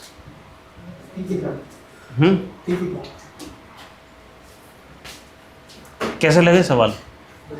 दिया किस किसने? 1 2 3 आपने भी दिया? नहीं, ओके। टेस्ट पेपर ले लिया? हाँ, टेस्ट पेपर ले लेना, ठीक है। उसको असाइनमेंट की तरह कर लेना, कुछ नहीं तो। अच्छा, ठीक है। तो जो भी चीज़ नॉन सॉल्युबल है उसको हम क्या बोलते हैं, लिपिड्स, ठीक है। बस वो, अब क्या है कि फैट्स भी एक किस्म के लिपिड हैं। फैट्स लिपिड के अंदर है। हाँ, सर फैट्स भी नॉन सॉल्युबल इन वाटर होता है। यस, बस अंतर क्या है कि ये जनरली हमें ट्राइग्लिसराइड फॉर्म में मिल रहा है। मतलब ऐसा है कि फैट्स जो हो गए ना, यहाँ कुछ ट्राइग्लिसराइड, मतलब कभी कभी ऐसा होता है कि हमें इस फॉर्म में मिल रहे होते हैं, यहाँ पे एक लंबी चेन, यहाँ पे एक लंबी चेन, यहाँ पे एक लंबी चेन, ये एक बड़ा मॉलिक्यूल मिल गया, ठीक है। तो इस चीज़ को हम क्या बोलते हैं, लिपिड, ठीक है। अगर इस फॉर्म में आ गया है कभी कभी। इसका एक एग्जांपल स्टेरॉइड्स भी है, स्टेरॉइड भी इससे राइट स्लाइड से सुनने लग रहा था, आप समझ में आया। हाँ कुछ ज़रूरी होता है, ठीक है। गुड फैट तो बैड फैट। हाँ अभी मैं बता रहा हूँ, ठीक है। तो सबसे पहले लिखो फैटी एसिड, एक और छोटा टॉपिक फैटी एसिड्स, आते हैं उस पर, अभी नहीं। Fatty acids, these are made up of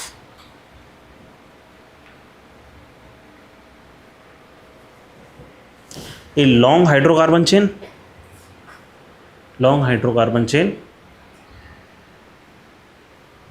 and carboxylic acid COH। तो लॉन्ग चेन और कार्बोक्सिलिक एसिड लास्ट में, ठीक है। इसके साथ अमीन होता तो ये प्रोटीन हो जाता, ठीक है। अमीन नहीं है तो ये क्या है, फैटी एसिड है, ठीक है। तो जितने भी फैट्स होते हैं एक्चुअली फैटी एसिड ही होते हैं जनरली, ठीक है। तो अब लिखो two types of fats, next topic.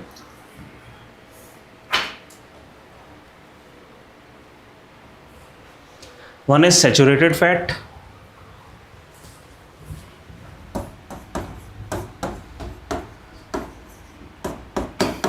अब फैट्स क्या है, सबसे ज़्यादा न्यूज़ में रहता है, ठीक है। तो थोड़ा सा हम डिटेल में चले जाते हैं। एक हो गया सैचुरेटेड और एक हो गया नॉन सैचुरेटेड। सैचुरेटेड फैट क्या होता है कि अभी के लिए बस ये नोट करो, ठीक है। अभी मैं समझाता हूँ है क्या क्या, कि long chain of single bond hydrocarbon,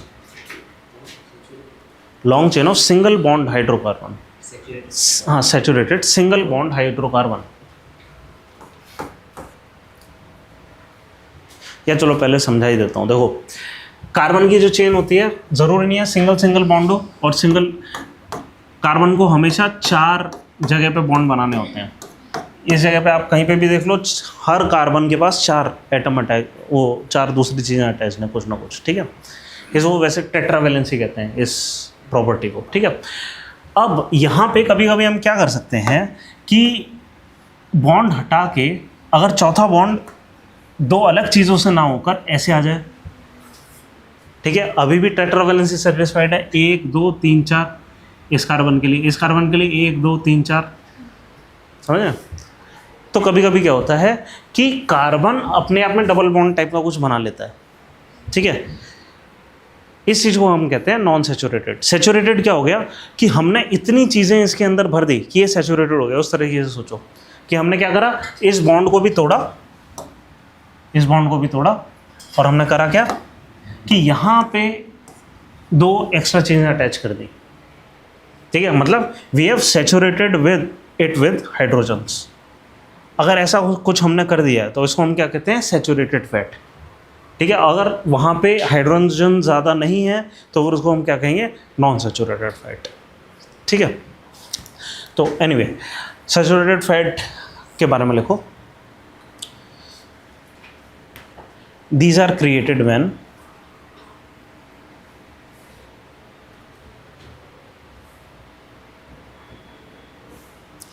hydrogen is added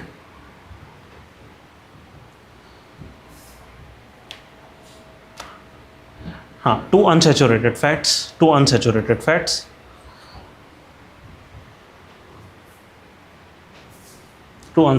fat। इस प्रोसेस को हम कहते हैं हाइड्रोजनेशन, ब्रैकेट में लिख लो हाइड्रोजनेशन,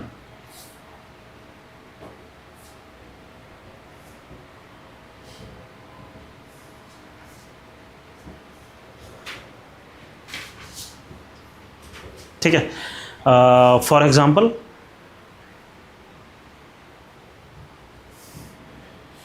घी contains 65% सैचुरेटेड फैट्स। घी एक कॉम्प्लेक्स कंपाउंड है जिसके अंदर बहुत सारे टाइप के कंपाउंड्स मिलते हैं, उनमें से 65% सैचुरेटेड होते हैं, ठीक है। अब क्या होता है कि जितना ज़्यादा हम इस चीज़ को सैचुरेट कर देते हैं उतना ज़्यादा वो उसका फैटी नेचर बढ़ जाता है, ठीक है। कहने का मतलब आप इस तरह देखो, घी के अंदर वो सॉलिड ग्रेन्स अपने आप बनते हैं ना, है ना, मतलब कि वो और ज़्यादा सॉलिड, कोई भी चीज़ और ज़्यादा सॉलिड होती चली जाती है ना, मतलब ज़्यादा फैटी है। हीट रेजिस्टेंस तो देखें ना, अगर हीट के हम हीट इस पे डालें तो अनसैचुरेटेड फैट ज़्यादा नहीं रेजिस्टेंट होगा हीट से, रेजिस्टेंट माने मतलब देर में पिघलेगा। हाँ वो मेल्ट, तो आप ये बोलो melting point. Melting point melting point पे क्या अंतर पड़ेगा, अगर हमने सैचुरेटेड डाल दिया है ना तो जनरली सॉलिड साइड टाइप पे रहेगा। अगर हमने उसको सैचुरेट कर दिया, वो अगर वो सैचुरेटेड फैट है, इस तरह सोचो कि कोई चीज़ फैटी नेचर की है, फैटी आपको समझ आ रहा है ना क्या है, मतलब जनरली जो कि या तो सैचुरेटेड है या लॉन्गर चेन है ना, and longer the chain generally it is more injurious to health. ठीक है, तो इस चीज़ को मान लो हम कहते हैं फैटी नेचर, जो भी चीज़ फैटी नेचर की हो जाती है ना वो सॉलिड रहने की टेंडेंसी होती है। ठीक है, विच मीन्स उसका जो मेल्टिंग पॉइंट है और हायर हो जाएगा, है ना, और ज़्यादा हीट देनी पड़ेगी उसको मेल्ट करने के लिए। ठीक है, तो जैसे घी है उसमें ग्रेन्स मिलना शुरू हो जाते हैं, वो वाइट हो जाता है, किसी एक टेम्परेचर पर एकदम ही जम जाते हैं, उसके सारे ही फैट जम जाते हैं, है ना। मतलब ये कैसे पता लग रहा है कि आपको वो जो आपने ये वाला ये एक अच्छा समय होगा इस चीज़ को डिस्कस करने का कि आपने कार्बन का पानी का वो देखा है कि मेल्टिंग पॉइंट वगैरह का ग्राफ किस तरीके से होता है। जैसे मान लीजिए आइस है, ठीक है, उसको हमने एक इस तरीके से एक डिश के अंदर डाला, ये आइस है, ठीक है, और यहाँ पे हमने एक वो डाल दिया, क्या कहते हैं इसको, थर्मामीटर। थर्मामीटर क्या रीडिंग दिखाएगा, 0 से कम दिखाएगा, कुछ दिखाएगा 0 से कम। ठीक है, अब क्या हो गया कि इसकी मेल्टिंग होना स्टार्ट हो गई, इसको हमने नॉर्मल टेम्परेचर के रूम पे रखा था, क्या टेम्परेचर दिखाएगा, मेल्टिंग स्टार्ट हो चुकी है, 0 दिखाएगा। कब तक 0 दिखाएगा, तब तक 0 दिखाएगा जब तक सारी आइस मेल्ट नहीं कर जाती। मतलब कि हमने करा क्या कि उसको हीट देना शुरू करा, ठीक है, उसको हीट देना शुरू करा, और एक पॉइंट ऑफ टाइम के बाद हमने और हीट जब दी, यहाँ पे मान लो हम दे रहे हैं हीट, है ना, यहाँ पे हम दे रहे हैं हीट, ठीक है, और यहाँ पे हम देख रहे हैं टेम्परेचर किस तरीके से राइज कर रहा है। ठीक है, हीट देना कैसे शुरू करा, क्योंकि हमने नॉर्मल टेम्परेचर पे रखा है, उस डिश को हमने नॉर्मल टेम्परेचर पे रखा है, तो which means it is absorbing heat from the atmosphere. ठीक है, if it is absorbing heat from the atmosphere which means heat in this bowl is rising. ठीक है, राइज कर रही है, पॉजिटिव साइड में जा रही है। ठीक है, and therefore the temperature is also rising. मान लीजिए ये है 0 डिग्री सेल्सियस, बट कहाँ तक राइज हो रहा है, 0 डिग्री सेल्सियस तक, 0 से ऊपर नहीं जाएगा। जब तक सारी आइस पिघल नहीं जाती तब तक 0 डिग्री सेल्सियस पे रहेगा। It is still absorbing heat, it is still absorbing heat, but the temperature is not rising. ठीक है, फिर क्या होगा, जब सारा इसका बन जाएगा पानी, अब ये फिर से इसका टेम्परेचर राइज होना शुरू होगा, कहाँ तक जाएगा, 100 डिग्री तक, उससे ऊपर जा ही नहीं सकता। हाँ, मैं लेटेंट हीट का ही कॉन्सेप्ट समझा रहा हूँ। 100 डिग्री सेल्सियस तक जाएगा। अब ये इसको बॉईल करना शुरू कर दिया, इसमें से भाप निकल रही है, हमने अभी भी यहाँ पे एक थर्मामीटर डाल रखा है। थर्मामीटर क्या रीडिंग दे रहा है, 100 देगा। कब तक देगा, जब तक सारा बॉईल नहीं हो जाता 100 डिग्री सेल्सियस ही देगा। ठीक है, और मान लो हम क्या कर रहे हैं, इस पानी को हमने एक कंटेनर, ये सील्ड कंटेनर है, ठीक है, जब अंदर सारी स्टीम बन भी जाती है हमने उस सारी स्टीम को भी कैद कर रखा है। ठीक है, जब तक ये सारी स्टीम नहीं बन जाएगी तब तक ये 100 डिग्री सेल्सियस ही देगा। जैसे ही सब स्टीम बन गई उसके बाद टेम्परेचर राइज होना शुरू होगा। कितना राइज होना शुरू हो सकता है, कितना भी राइज होना शुरू हो सकता है। ठीक है, और हीट हम देते जाएंगे और टेम्परेचर बढ़ता जाएगा। 800 डिग्री सेल्सियस की अगर स्टीम है, हद से ज़्यादा गर्म होती है, अगर उसको अगर आपने पेपर के ऊपर छोड़ दिया तो पेपर में आग लग जाएगी। क्यों, क्योंकि इग्निशन टेम्परेचर सप्लाई कर दिया गया। आप समझ रहे?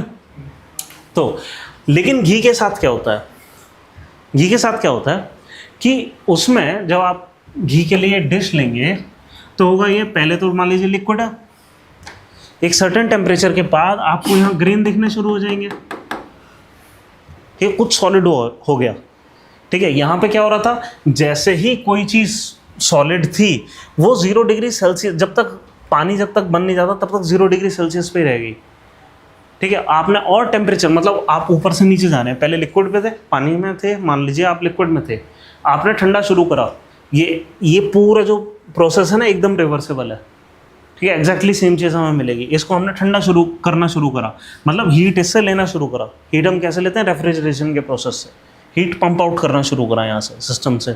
जब आप हीट रिड्यूस करेंगे तो टेम्परेचर रिड्यूस होगा। अब इस पॉइंट ऑफ टाइम के बाद क्या होगा, ये लिक्विड इस तरीके से था, आपने और हीट ली, ये अभी तक लिक्विड ही रहेगा, 0 डिग्री सेल्सियस पे रहेगा। कब तक 0 डिग्री सेल्सियस पे रहेगा, जब तक पूरा आइस नहीं हो जाता। जब आइस हो जाएगा अब वो नीचे वापस टेम्परेचर जाना शुरू होगा, इस तरीके से होगा। ऐसा घी के साथ नहीं होता। इसमें जब इसको हम पिघला रहे हैं, इसमें पहले ग्रेन्स दिखाई देना शुरू करेंगे, आप थोड़ा सा और हीट सप्लाई करोगे, टेम्परेचर बढ़ रहा होगा, बट अभी भी कुछ कुछ लिक्विड बना हुआ है, कुछ कुछ सॉलिड है। यहाँ पे क्या है, टेम्परेचर अगर चेंज होना शुरू हो गया यहाँ से, या तो वो लिक्विड साइड पूरा हो चुका है या पूरा सॉलिड हो चुका है। घी के साथ ऐसा नहीं है। मतलब क्या है, अगर हमने ये एक्सपेरिमेंट करा, इसका मतलब क्या निकल रहा है, तरीके से नहीं, इसका मतलब ये है कि वो एक कंपाउंड नहीं है, उसमें कई सारे कंपाउंड हैं, कुछ जल्दी जम जाते हैं, कुछ लेट से जमते हैं।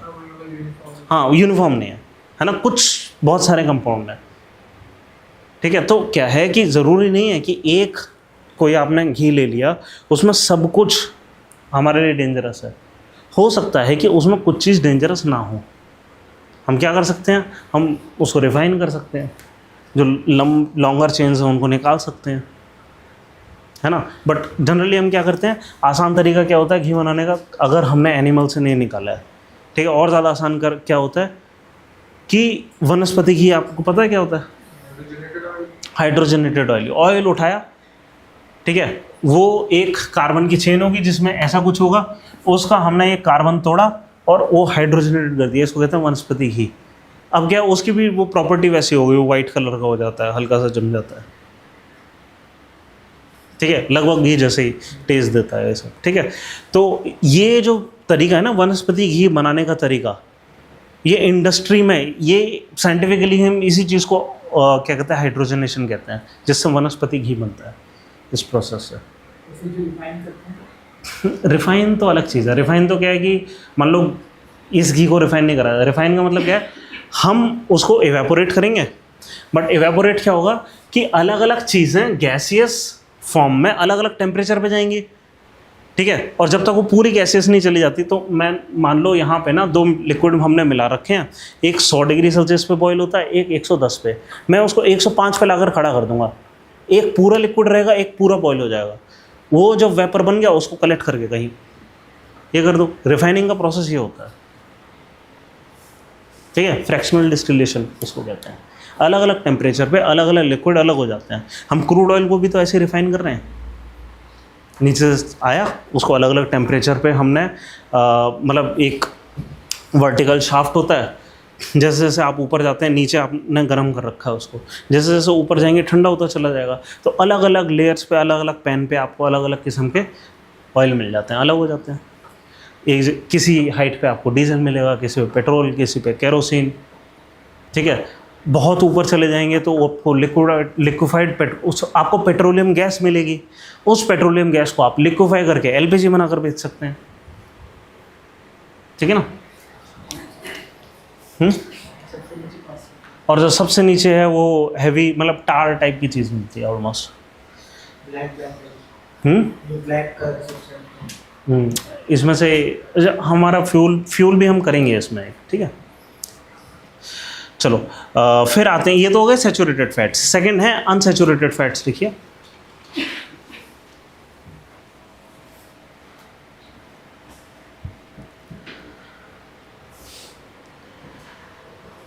simply they contain double or triple bonds, long chain होती है कुछ। हाँ, लॉन्ग चेन में डबल या ट्रिपल बॉन्ड्स कहीं कहीं पे।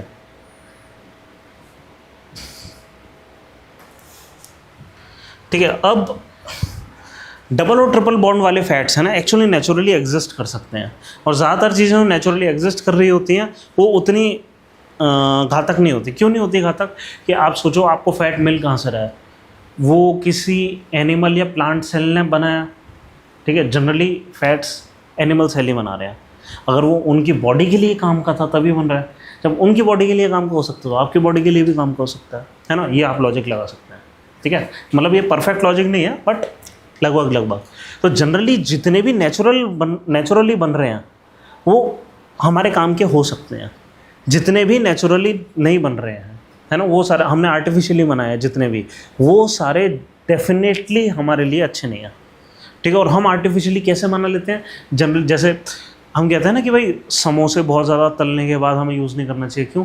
ओवर हीटिंग की वजह से ये सिंगल और डबल बॉन्ड्स हैं, ये टूटना शुरू हो जाते हैं, इनका हाइड्रोजनेशन हो जाता है, अनसैचुरेटेड फैट सैचुरेटेड हो जाता है। ठीक है, अब आप क्या है कि बाद में समोसे फिर सैचुरेटेड फैट के खा रहे हैं। ठीक है, तो अडल्ट्रेशन दो टाइप की होती हैं, या तो इंटेंशनल या नॉन इंटेंशनल। ये नॉन इंटेंशनल अडल्ट्रेशन है एक किस्म की। ठीक है, तो अनसैचुरेटेड फैट, सारे प्रोसेस फूड का अप्लाई होगा। हाँ जी, ऑलमोस्ट सब जितने भी प्रोसेस फूड है हाँ जी, फास्ट फूड उनका अप्लाई होगा बहुत सारे। हाँ, कई जगहों पे ज़्यादातर ओवर कुक्ड होते हैं, और ज़्यादातर जगहों पे आपको इस टाइप का मतलब सैचुरेटेड फैट्स मिल जाते हैं। ठीक है, एक और चीज़ है क्या, कि जितने भी, अब यहाँ पे जो अनसैचुरेटेड फैट है ना, इस पे भी लिखो, these can be of two types. एक होता है सिस फैट और एक होता है ट्रांस फैट।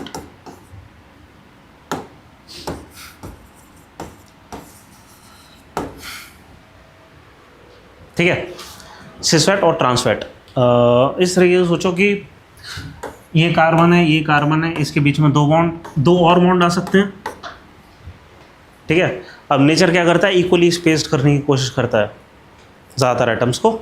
इक्वली स्पेस करने का मतलब, अगर यहाँ पे हाइड्रोजन और हाइड्रोजन अटैच हो रहा है तो वो एकदम 120 डिग्री के एंगल पे, यूँ 60 डिग्री के एंगल पे ऐसे होगा। ठीक है, अब अगर आपकी जो कार्बन की चेन है वो ऐसी है, ठीक है, एक सेकेंड, कार्बन की चेन में जनरली कैसे बनाता हूँ? ऐसे, मैंने बताया था ना, ऐसे बनाऊंगा मैं कार्बन की चेन। ठीक है, अगर कार्बन की चेन सेम साइड पे अटैच्ड है डबल बॉन्ड के, इसको हम कहते हैं सिस फैट।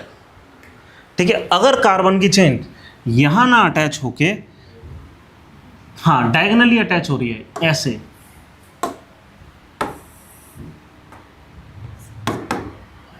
ठीक है, इसको हम कहते हैं ट्रांस फैट। ठीक है, एक साइड पे अटैच करना हमारे लिए इम्पॉसिबल है। आर्टिफिशियली जब हम बनाने की कोशिश करते हैं ये इम्पॉसिबल होता है ऑलमोस्ट।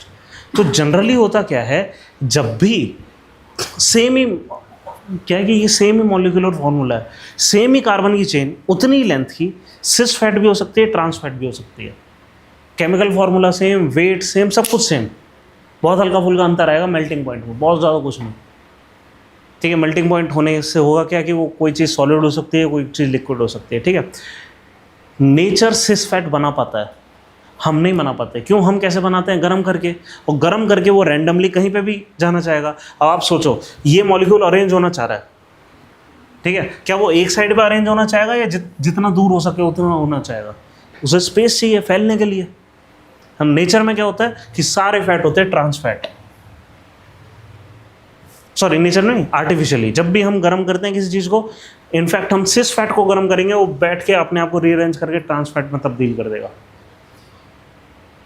ठीक है, बट नेचुरली, सिर्फ और सिर्फ नेचुरली ये पॉसिबल है कि प्लांट टिश्यू या एनिमल टिश्यू किसी वजह से सिस फैट बना पाते हैं, इस टाइप का फैट बना पाते हैं। ठीक है, तो कौन सा फैट हमारे लिए बेनिफिशियल हो सकता है, कौन सा नहीं हो सकता? सिस बेनिफिशियल हो सकता है, ट्रांस फैट हमारे लिए बेनिफिशियल नहीं है। ठीक है। और आपने कई बार न्यूज़ सुना होगा कि ट्रांस फैट को रिड्यूस करने के लिए ये इनिशिएटिव सरकार चला है सरकार ने, ठीक है। ट्रांस फैट बेनिफिशियल नहीं होता, ठीक है। तो लिखो सिस फैट के बारे में।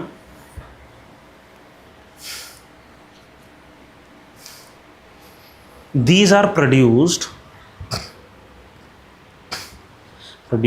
in the gut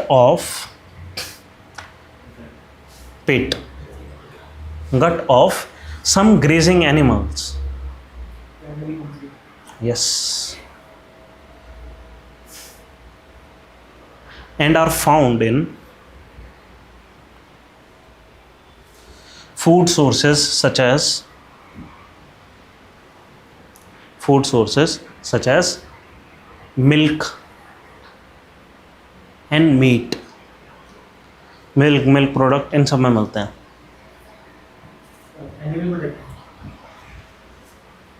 ठीक है। जैसे इनमें से एक बहुत इंपॉर्टेंट होता है, जैसे कि एक ओमेगा 3 आपने सुना, O3 fatty acid, omega 3। For example omega 3 fatty acid, omega 3 fatty acid. मेरे को एग्जैक्टली नहीं पता किस तरह काम करते हैं। लोग कहते हैं कि हमारी कॉग्निशन के लिए इंपॉर्टेंट है। आपको पता है हमारा ब्रेन 90% फैट होता है, फैटी टिश्यू अंदर। हाँ, मतलब स्लशी सा कुछ होता है, ठीक है। नेक्स्ट लिखो trans fat.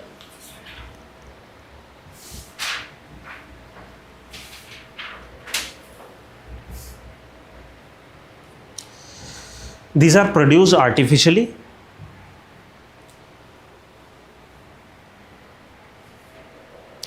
and used to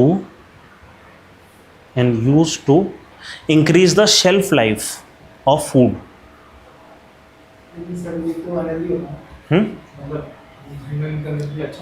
हाँ, बट आसान होता ना बनाना, गरम कर दिया बन गया, इसलिए।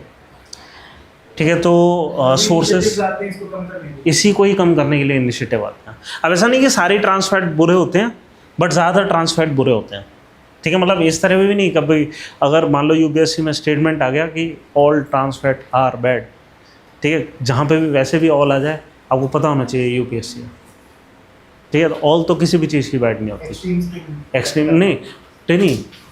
इसमें भी ट्रांस फैट में कुछ ऐसा होता है कि ऐसा कुछ हो गया और यहाँ पे मान लो OH कोई ग्रुप आ गया और फिर पता लगा नहीं ये इस चीज़ को सिंथेसाइज करने के लिए इंपॉर्टेंट है, ट्रांस फैट ही है लेकिन वो एसेंशियल ट्रांस फैट हो गया किसी वजह से, ठीक है। तो ये नेचर है, कॉम्प्लेक्स होता है, हमें नहीं पता। हाँ, एक्सेप्शन केमिस्ट्री का नेचर। ट्रांस वाई, दिमाग लगाओ, जब भी हम प्रोसेस करेंगे जनरली उसमें हीट देंगे, ये मॉलिक्यूल अपने आप को नेचुरली अरेंज करने की कोशिश करेगा। अरेंज करके किस पैटर्न में जाएगा? वो एक कंजस्टेड पैटर्न में तो नहीं जाएगा, वो खुले हुए पैटर्न में जाएगा, which means trans. Got it? तो जैसे ही प्रोसेस हुआ it would become trans fat, ठीक है। हम बना ही नहीं सकते, इतनी कंट्रोल्ड एनर्जी देना बहुत मुश्किल है, ठीक है। मतलब अगर हमने दे भी दी तो उसका मैन्युफैक्चरिंग कॉस्ट पड़ेगा। तो वो दूध जो प्रोसेस हो गया उससे हम मैगी बनाएंगे, ट्रांस होगा, सही होगा। किस प्रोसेस से? जो दूध जैसे मान लो मतलब जैसा नेचर कर रहा है, जैसे पैकेटेड दूध हमने खरीदा है, if it is minimally processed then it is cis fat, है ना। जैसे कि होता है जनरली दूध के अंदर सिस फैट होता है, सिस फैट, ठीक है। हम खाली उतना कर रहे हैं, उसको बॉईल करके उसको ठंडा कर दे रहे हैं। दूध का जो दही बनता है उसमें पता नहीं, अब मैं इस बारे में श्योर नहीं हूँ, बट क्योंकि जब भी हम घी बनाते हैं इतना गर्म उसको कर देते हैं कि ज़्यादा ट्रांस फैट में तब्दील होना शुरू हो जाता है या फिर सैचुरेट होना शुरू हो जाता है।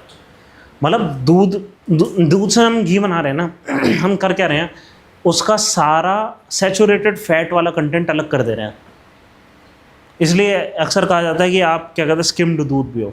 क्यों? उसके सारे वो फैट अलग हो गए, आपको खाली वहाँ क्या मिल रहा है, मिनरल्स मिल रहे हैं, वाइटामिन्स मिल रहे हैं, ठीक है, और एसेंशियल फैट्स जो बचे हुए हैं, ठीक है। तो हाँ, इसके सोर्सेज लिखो ट्रांस फैट के।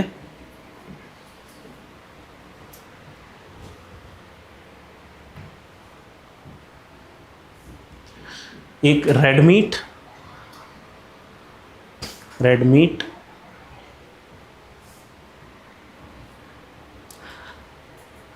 और processed dairy products, few processed dairy product, सब में नहीं होता पर मिल्क में नहीं होता है ना, हम सिर्फ डेयरी प्रोडक्ट की बात कर रहे हैं ना कि मिल्क की।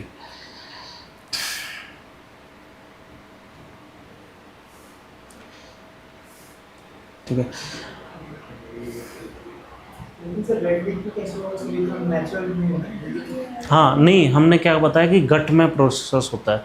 इसका मतलब ये नहीं है कि जो ट्रांस फैट है वो नेचर में एग्जिस्ट नहीं कर सकता, नेचर में भी बनता है ट्रांस फैट।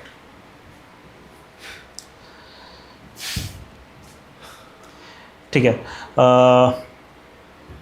फिर आप ये लिखो कि there are to sources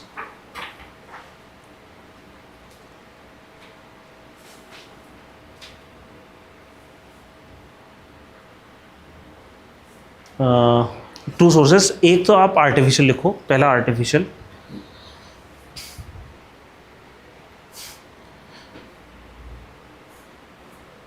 artificial में हाइड्रोजनेशन प्रोसेस से ट्रांस फैट भी बनते हैं, है ना। तो it can be formed through hydrogenation,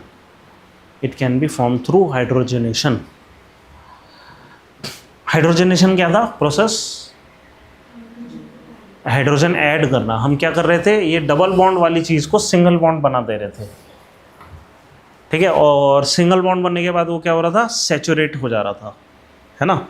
अभी हम तो कहने का मतलब है, देखो फैट्स आ रहे हैं सैचुरेटेड, अनसैचुरेटेड। सैचुरेटेड तो वैसे ही अच्छे नहीं है, अनसैचुरेटेड में भी सिस एंड ट्रांस, और उसमें सिस ठीक होते हैं जनरली, ट्रांस जनरली ठीक नहीं होते। ठीक है, बन गई एक मेंटल पिक्चर। ठीक है, ठीक है, ठीक है। अब हम कुछ इनिशिएटिव्स लिखेंगे इन सबको रिड्यूस करने के लिए। अच्छा ये था, अब फिर दूसरा है नेचुरल ट्रांस फैट, जो हमने ऊपर सोर्सेस उसका पढ़ लिया है ना, खाली इतना ही। ठीक है, अब कुछ इनिशिएटिव्स लिखो, initiatives to reduce saturated and trans fat.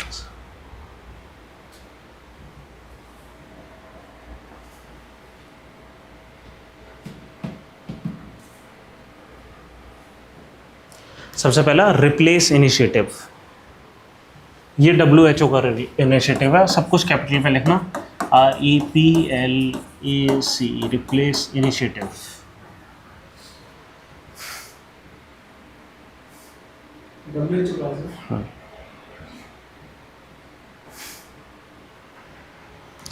ठीक है, अब WHO जनरली उसके पास कोई लीगल राइट तो है नहीं, है ना, तो खाली एक काम कर सकती है, इट कैन अर्ज अस टू डू समथिंग, है ना।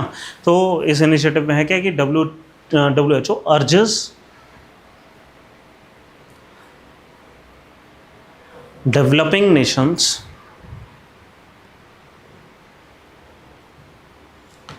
To eliminate man-made trans fatty acids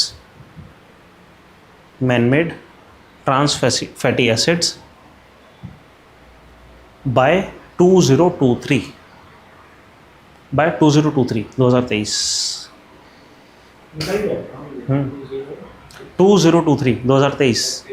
developing nation को क्यों बोल रहे हैं? क्योंकि डेवलप्ड नेशन पहले ही अपने, जैसे अपने FSSAI है ना, वैसे ही वहाँ पे जो ऑर्गेनाइजेशन होती हैं ज़्यादातर पहले से ही ट्रांस फैट्स के लिए उन्होंने रेगुलेशंस बना रखे हैं, वो यूज़ ही नहीं हो रहे इसलिए। सर ऐसा भी हुआ है कि डेवलपिंग नेशन में जो MNCs हैं, फूड प्रोसेसिंग कंपनी, हाँ, उन्हीं की कंपनी यहाँ आके वही ट्रांस फैट बेच रही है जो उनके यहाँ बैंड है। डिफरेंस कर रहे हैं हाँ। इसमें जो है जो वर्ल्ड ऑर्गेनाइजेशन की देखनी है, नहीं वो देख रहा है, वो कह रहा है कि आप अपनी रेगुलेशन ठीक कर लो ताकि ये लोग ठीक हो जाए, समझ रहे हो, वो हमारे रूल्स के हिसाब से चल रहा है, वो कुछ गलत नहीं कर रहा उस हिसाब से। जब हमारे रूल ही कह रहे हैं कि ये ओके है तो फिर ओके है ना। तो हम क्यों करना चाह रहे हैं ऐसा कि WHO का कहना है it leads to elevated elevated LDL, low density lipoprotein, low density lipoprotein, lipo LIPO, lipoprotein, PROTEIN, lipoprotein, है ना, which is the main source of blood cholesterol.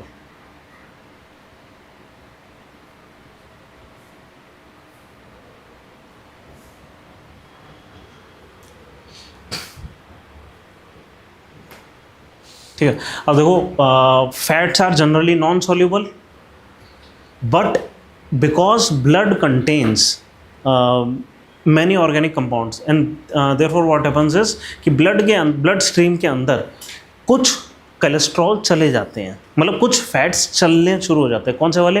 Low density वाले, ठीक है, हाई डेंसिटी वाले नहीं चल पाते। इस वजह से होता क्या है कि अगर ब्लड स्ट्रीम में फैट आना शुरू हो गया, वो कुछ जगहों पे जमना शुरू हो सकता है, एकदम ऐसे जैसे हमारी नदियाँ हैं, ठीक है, वो कहीं से मतलब वेदरिंग करती हैं, कहीं पे डिपोजिशन कर देती हैं, है ना। इसी तरीके से इन ब्लड वेसल्स में भी कहीं से उठेगा फैट और कहीं पे जाकर जमा होना शुरू हो जाएगा। फिल्टर आउट भी नहीं फिटनेस है, है ही नहीं, हमारे ब्लड सिस्टम ने कभी ऐसा कुछ बनाया नहीं कि अंदर कुछ फिल्टर लगाए। मॉलिक्यूल बड़ा है इसमें, मॉलिक्यूल क्या? फैट का मॉलिक्यूल। हाँ, लोड। अब क्या है कि ज़्यादातर चीज़ें ब्लड को फिल्टर करने का काम किसका है? अलग से ही ऑर्गन है हमारे पास, कौन? किडनी, है ना। अब किडनी ये काम नहीं कर पा रही कि वो इसको अलग कर पाए। वो जनरली क्या कर रही है? वो सॉल्ट को अलग कर दे रही है, ठीक है, और भी कोई टॉक्सिक मॉलिक्यूल्स वगैरह आते हैं उसको अलग कर देती है। लो डेंसिटी लिपोप्रोटीन पास हो रहा है। इसका मॉलिक्यूल इतना बड़ा है कि नेफ्रॉन से पास ही नहीं हो पाता। किसका? इसका फैट का। नहीं, आप ये देखो ना, फिर तो क्या कहते हैं, उस नेफ्रॉन्स के अंदर से तो हमारे आरबीसी भी पास हो रहे हैं ना, वो भी तो कॉम्प्लेक्स प्रोटीन्स हैं, बहुत सारी चीज़ें पास हो जाती हैं, इंक्लूडिंग ये, हाँ जी। हार्ट तो सिर्फ पंप है, वो तो लंग्स करता है। हार्ट सिर्फ एक पंप है, उसका हमने बटन दबा रखा है, वो हमेशा के लिए मोटर चलती रहेगी, एक दिन रुक जाएगी। ब्लॉकेज कैसे होता है? तो फिर क्या है कि मान लो इस पाइप के अंदर कहीं पे ब्लॉकेज होना शुरू हो गया, अब होगा क्या कि मान लो जी यहाँ ब्लॉकेज हो गया, अब यहाँ पे वेसल हो गई पतली। जब भी वेसल पतली हो जाती है, वहाँ पे अगर आप प्रेशर नापोगे तो प्रेशर क्या होगा? हाई होगा या लो होगा? Are you sure? लो पड़ेगा, छोटा जगह छोटा पड़ेगा, ज़्यादा प्रेशर लो लगेगा। हाँ, क्योंकि ऐसे किसी भी सवाल का जवाब उल्टा ही होता है। ठीक है, मैं कभी हो सकता है, अच्छा घर जाकर ना ये वो करना एक्सपेरिमेंट, एक एक्सपेरिमेंट करना, एक पतली पन्नी लेना, ठीक है, गोल ट्यूब। प्रेशर लो होगा जब तो वॉल्स को अपनी तरफ खींचेगा। हाँ, वॉल्स को अपनी तरफ खींचेगा। आप सही कह रहे हैं कि जब भी किसी चीज़ में बहुत ज़्यादा तेज़ी से हम थ्रस्ट करते हैं ना फ्लूइड, तो वो कोलैप्स कर जाती हैं वॉल्स। क्यों? क्योंकि whenever velocity highs pressure is low, whenever velocity is low pressure is highs. ये एक इस तरीके, आप एकदम सही कह रहे हो। एक एक्सपेरिमेंट करना बस, क्या कि एक पतली पन्नी लेना ट्यूब टाइप की, ठीक है, उसमें तेज़ से हवा वो करने मतलब फूंकने की कोशिश करना, और वो पन्नी फ्लटर करेगी। क्या हो रहा है कि जैसे ही स्पीड तेज़ हो जाती है हवा की, तो क्या है कि प्रेशर लो हो जाता है, वॉल्स कोलैप्स कर जाती हैं। फिर लेकिन आप क्योंकि पीछे से धक्का दे रहे हो हवा का, वो खुल जाएगी, जैसे ही वेलोसिटी आएगी फिर से कोलैप्स कर जाएगी, इसलिए वो फ्लटरिंग आवाज़ आती है। ठीक है, तो क्या होता है कि जब भी वेलोसिटी कम होगी तो ये वेसल्स कॉन्ट्रैक्ट करके कोलैप्स करना शुरू कर जाते हैं, और जब ऐसा होता है तो जो ऑक्सीजनेटेड ब्लड है वो कम फ्लो कर पाता है। अगर इतना बुरा हो गया फ्लो कि हमारी जो हार्ट है, सबसे इम्पॉर्टेंट मसल, सबसे पहले आर्टरी से सबसे पहले जो वेसल्स जाते हैं खुद हार्ट के अंदर जाती हैं, क्योंकि हार्ट वो मसल है जो हमेशा चलती रहनी चाहिए, राइट। सारे ऑर्गन फेल्स हो जाएंगे, हार्ट अपने आप को फेल नहीं होने देगा। लेकिन अगर इतना कोलैप्स होना शुरू हो गया, वॉल्यूम उतना भी नहीं जा पा रहा है कि हार्ट तक भी पहुंच पाए, तो हार्ट फेल हो जाएगा। ठीक है, बस द एंड, इतना ही होता है। और ये टीप कैसे करना है? एक तो तरीका ये है कि आप यहाँ पे मतलब मेन जो आयोटा होती है, ठीक है, आयोटा स्प्लिट होती है दोनों पैरों में, ठीक है, हम यहाँ से कट करके अंदर एक वेसल के थ्रू एंजियोप्लास्टी करते हैं। हम क्या करते हैं, एक पतला सा एक पाइप छोड़ते हैं, यहाँ तक ले जाते हैं और उस पाइप से लास्ट में एक बलून, हाँ एक स्टेंट होता है बलून की तरह, वो वायर मैश अंदर जाती है और यूँ खुल जाती है और उसको चौड़ा कर देती है। एक तरीका तो ये है।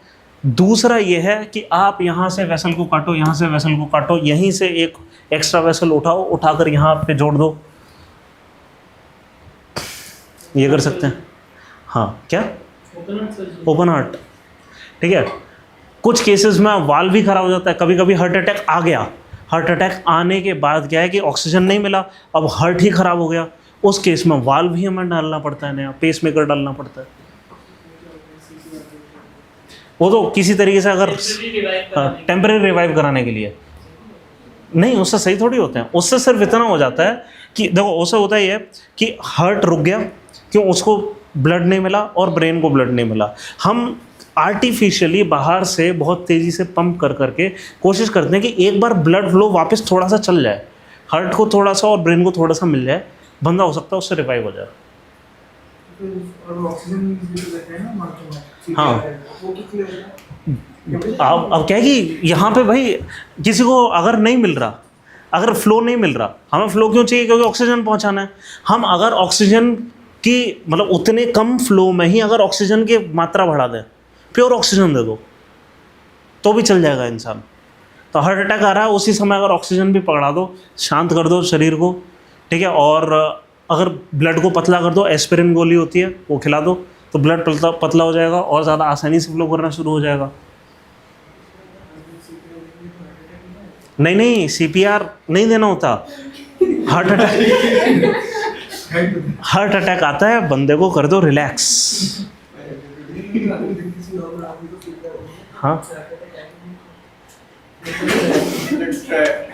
नहीं, जब हम CPR देते हैं उसका काम सिर्फ ये है कि कुछ टाइम के लिए बस पंप कर देना। हार्ट नहीं पंप कर पा रहा है, ठीक है, उसका बटन बंद हो गया है, तो हम क्या कर रहे हैं, आप ऐसा मान लो कि मतलब ऐसा है ना कि ऐसा मानो कि मोटर चल रही थी, उसका तार खराब हो गया, हमने इमीडिएटली एक हैंड पंप उससे जोड़ा और हैंड पंप से पंप करना शुरू कर दिया। हम पंप कर रहे हैं, अब हार्ट का काम बस हम कर रहे हैं, इतना कर रहे हैं बस। अब वो पहले से चल रहा है, उस पर और क्यों चलाएंगे। मतलब आप ये सोचो ना कि मोटर पहले से चल रही है और आप कह रहे हो मैं और हैंड पंप से पंप करूँगा। तो इससे तो फिर ग्राउंड रोटेशन नहीं हो जाएगा।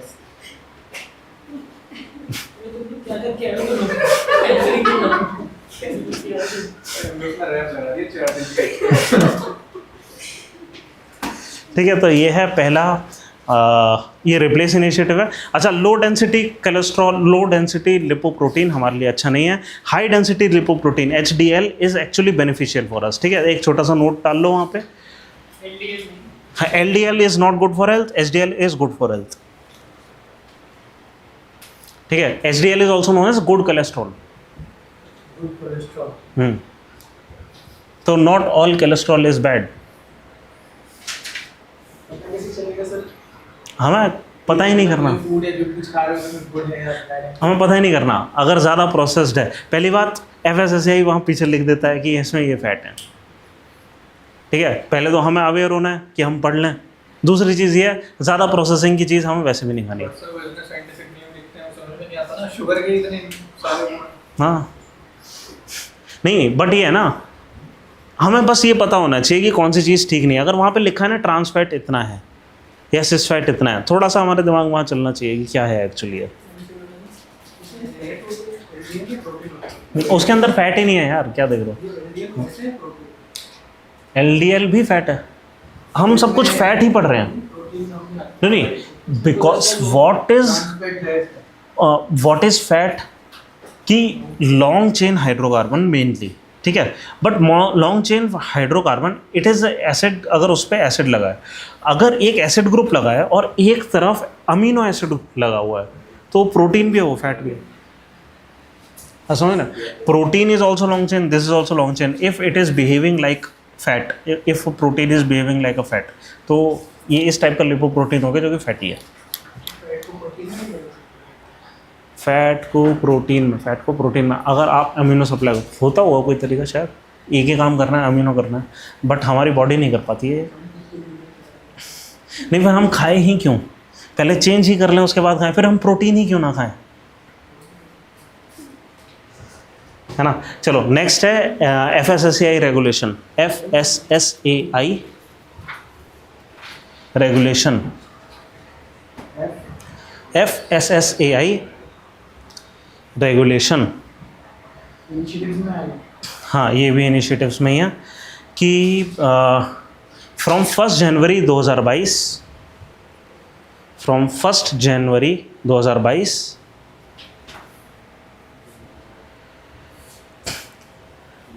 Trans fatty acid should be below 2% by mass of all oils present, in the product, ठीक है, and by the end of 2022 completely eliminating it,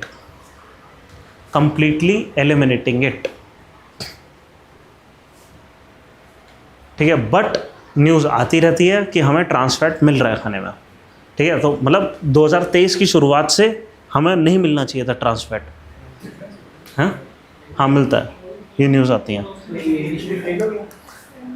नहीं, हम कहाँ से लाए थे, आप ये याद रखो कि 2016 आई गेस, 2016 में 10% था, 2016 से पहले 10%, 2016 में उन्होंने 5 करा, फिर 2018 में उन्होंने उससे भी नीचे करा, 2022 में लाकर उन्होंने कह दिया कि आप 2% से कम करेंगे, और 2023 में कह दिया एलिमिनेट कम्प्लीटली। हाँ नहीं, वो तो और भी बहुत सारी चीज़ें हैं, स्मोकिंग वगैरह, इन सब की वजह से भी कॉन्ट्रैक्शन होता है वॉल्स का। मतलब क्या है कि या तो हम वॉल्स को छोटा कर दें ये जमा करके, या दूसरा हमारी फूड्स हैबिट या जो भी कंजम्पशन हैबिट ऐसी है कि वो वैसे भी कॉन्ट्रैक्ट हो रही हैं, कमज़ोर हो रही हैं वेसल्स, तो भी हार्ट अटैक आ सकता है। हाँ, या फिर हम NCR में रहें। फिर ठीक है, ये हो गए फैट्स। नेक्स्ट आते हैं मिनरल्स और वाइटामिन हम लिखना चाहेंगे जल्दी से।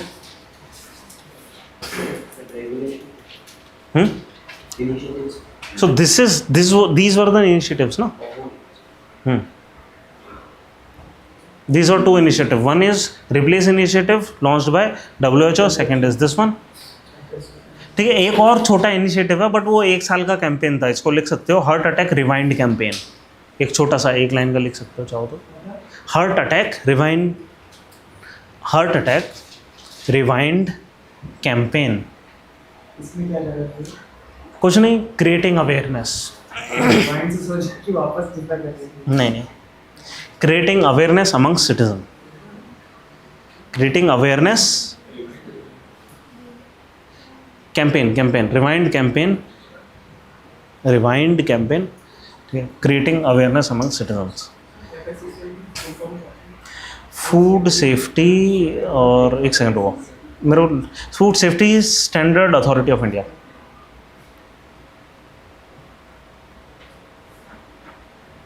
ठीक है, मैं जो नोट्स दूंगा अभी, क्या आज सोनल मैम आई नहीं है जो अपलोड करती हैं, मोस्ट प्रोबेबली कल ये नोट्स आ जाएंगे आपके पास। इसके अंदर FSSAI के ऊपर पूरा राइटअप है, ठीक है, वो पढ़ लेना, क्योंकि FSSAI के ऊपर ना 2020 में एक बिल भी आया था जो अभी भी पार्लियामेंट में पेंडिंग है, तो इसकी पावर्स को वो रीऑर्गेनाइज वगैरह करने के लिए, ठीक है, तो उसके बारे में कुछ डिटेल दी हुई है। तो मिनरल्स क्या हैं? These are inorganic substances that are needed in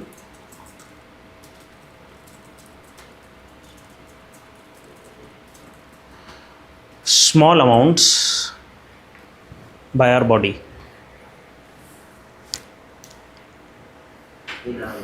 हाँ,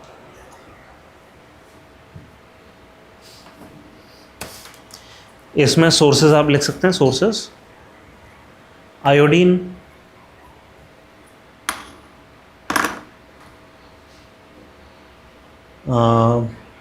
आयोडीन कहाँ से आता है? Sea food. और ऑब्वियसली अभी हम फोर्टिफिकेशन ऑफ फूड कर रहे हैं, है ना, तो अभी हमें आयोडीन कहाँ से मिल रहा है? नमक से। फोर्टिफिकेशन क्या होता है?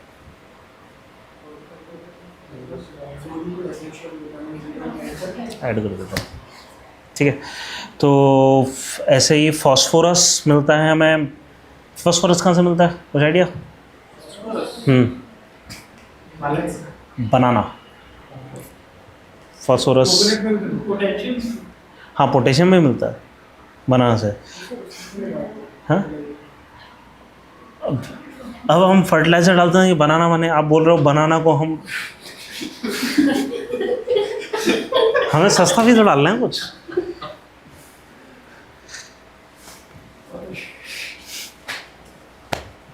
चलो नेक्स्ट, फॉस्फोरस, मिल्क, बनाना, ठीक है। फिर आयरन कहाँ से आता है?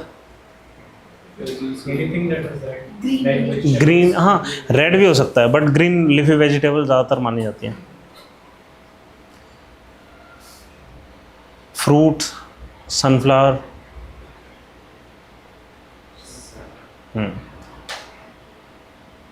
सनफ्लावर ऑयल हम लेते हैं ना, यूज़ करते हैं, सनफ्लावर सीड्स भी यूज़ करते हैं, तो वहाँ पे आयरन होता है। अच्छा, पता है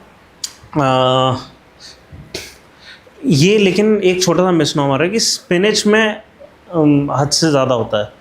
वो क्या हुआ था कि किसी पॉइंट ऑफ टाइम पे 1960s में एक जर्नल में गलत पब्लिश हो गया था रिसर्च, उन्होंने ज़ीरोज़ का एरर कर दिया था, तो जितना आयरन होता है उससे 10 गुना ज़्यादा पब्लिश हो गया जब पहली बार चेक करा गया, ठीक है। इस वजह से ये धारणा बन गई स्पिनच में बहुत ज़्यादा होता है, बट वो बाकी ग्रीन।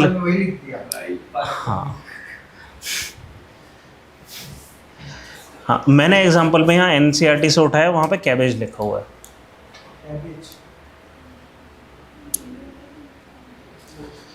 ठीक है, फिर कैल्शियम कहाँ से आएगा? डेयरी प्रोडक्ट से आ जाएगा।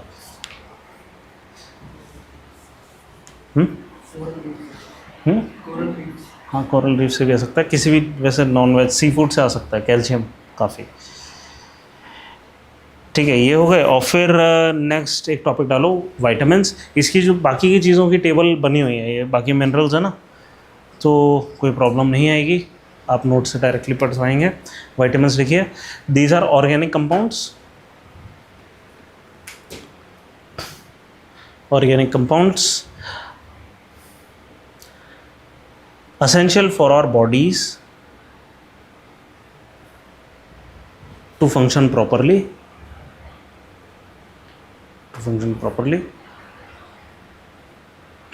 but are not synthesized by our body,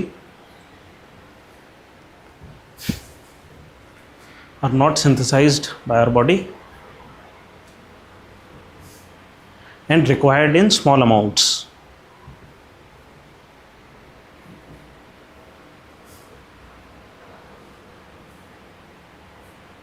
ठीक है, अब कॉन्टेक्स्ट में समझो, हमने अभी तक क्या पढ़ा, हमारी बॉडी को क्या चाहिए? न्यूट्रिशन तो चाहिए, मतलब एनर्जी चाहिए सबसे पहले, लार्ज अमाउंट्स में चाहिए, कार्बोहाइड्रेट लेते हैं, ठीक है, और फैट्स ले लेते हैं, लॉन्ग टर्म के लिए स्टोरेज होती है वो, ठीक है। और क्या चाहिए?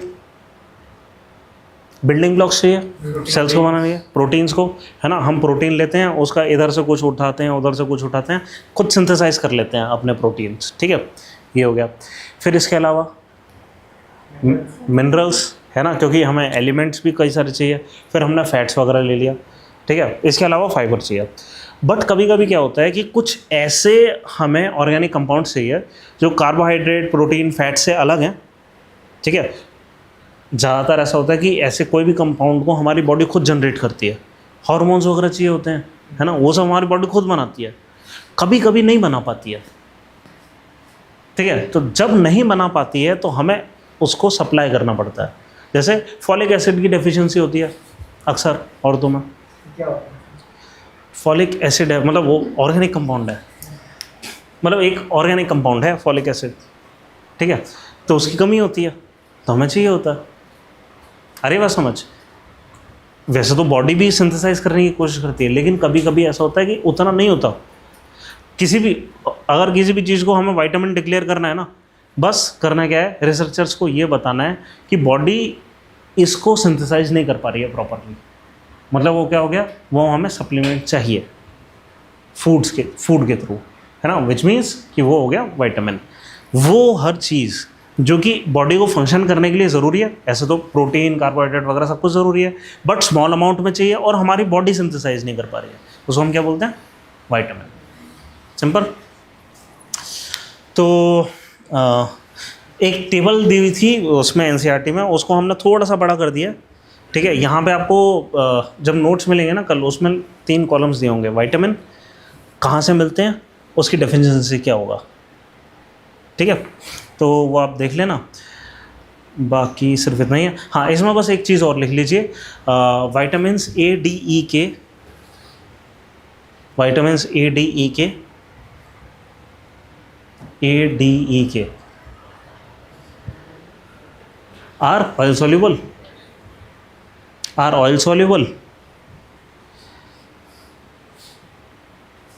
ठीक है। And B complex C, B complex and C is water soluble.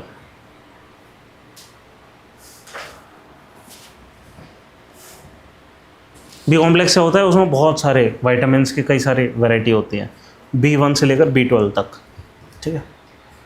बस इतना ही है। इसके अलावा एक और न्यूट्रिशन के लिए एक चीज़ और चाहिए होती है हमें, डाइटरी फाइबर। एक टॉपिक और लिखो, डाइटरी फाइबर, बस एक लाइन लिखनी है हमें, डाइटरी फाइबर, डाइटरी फाइबर। और roughage, roughage ROUGH, rough age, AGE, roughage.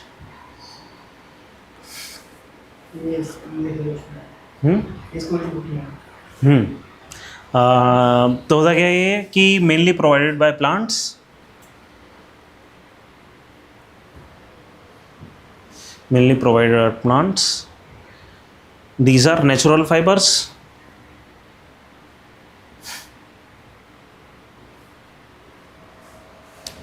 that are edible, natural fibers that are edible, ठीक है। अब जनरली हमें मिलेगा कहाँ से, इसका मतलब ये नहीं कि हमें उठा के जूट खाना है ना, कहाँ से मिलता है, उसी फूड के साथ हमें मिलता है ना। मतलब नीड क्या है कि मेनली इसका क्लेंजिंग का फंक्शन है, कि हमारी जो इंटेस्टाइन है उसको ठीक रखता है ना, हमारा डाइजेस्टिव ट्रैक्ट को ठीक रखता है कुल मिलाकर, ठीक है। तो बस ये है, इट्स डेफिशिएंसी कॉजेज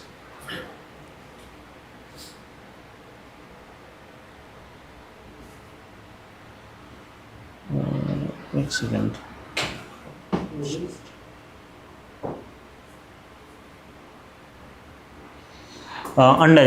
इंडाइजेशन, इस डेफिशिएंसी कॉजेज इंडाइजेशन, बस और कुछ लिखा ही नहीं है।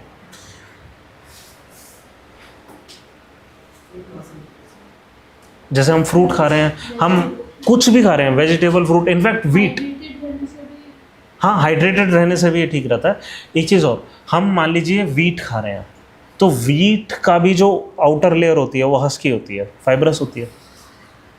हाँ याद है यूट्यूब पे किसी ज़माने में ना, किसी ज़माने क्या 2-3 साल पहले लोगों ने ना आटे को यूँ पानी में चलाना शुरू करा, ठीक है। और फिर होता क्या था, वो आटा आपने गूंद लिया, ठीक है, उस आटे को ना जब रनिंग वाटर के नीचे आप यूँ मसलते रहते थे ना, तो लास्ट में प्लास्टिक जैसा कुछ बचता था, ठीक है। और हाँ, और फिर लोगों ने ये कहना शुरू कर दिया कि देखो आटे में के अंदर प्लास्टिक है, वो बच क्या रहा है, उसका स्टार्च सारा बह गया, वो फाइबर बच रहा है फाइनली, है ना। ये इनफैक्ट फाइबर है, उसके अंदर उसका टेस्ट है।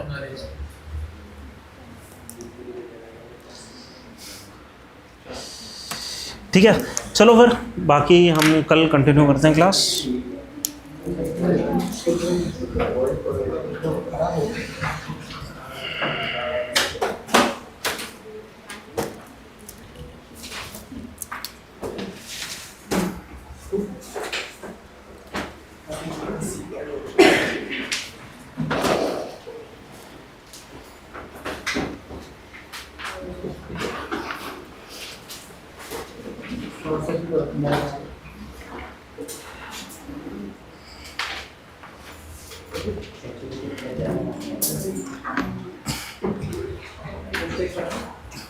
परफॉर्मेंस बढ़ाने चेक करा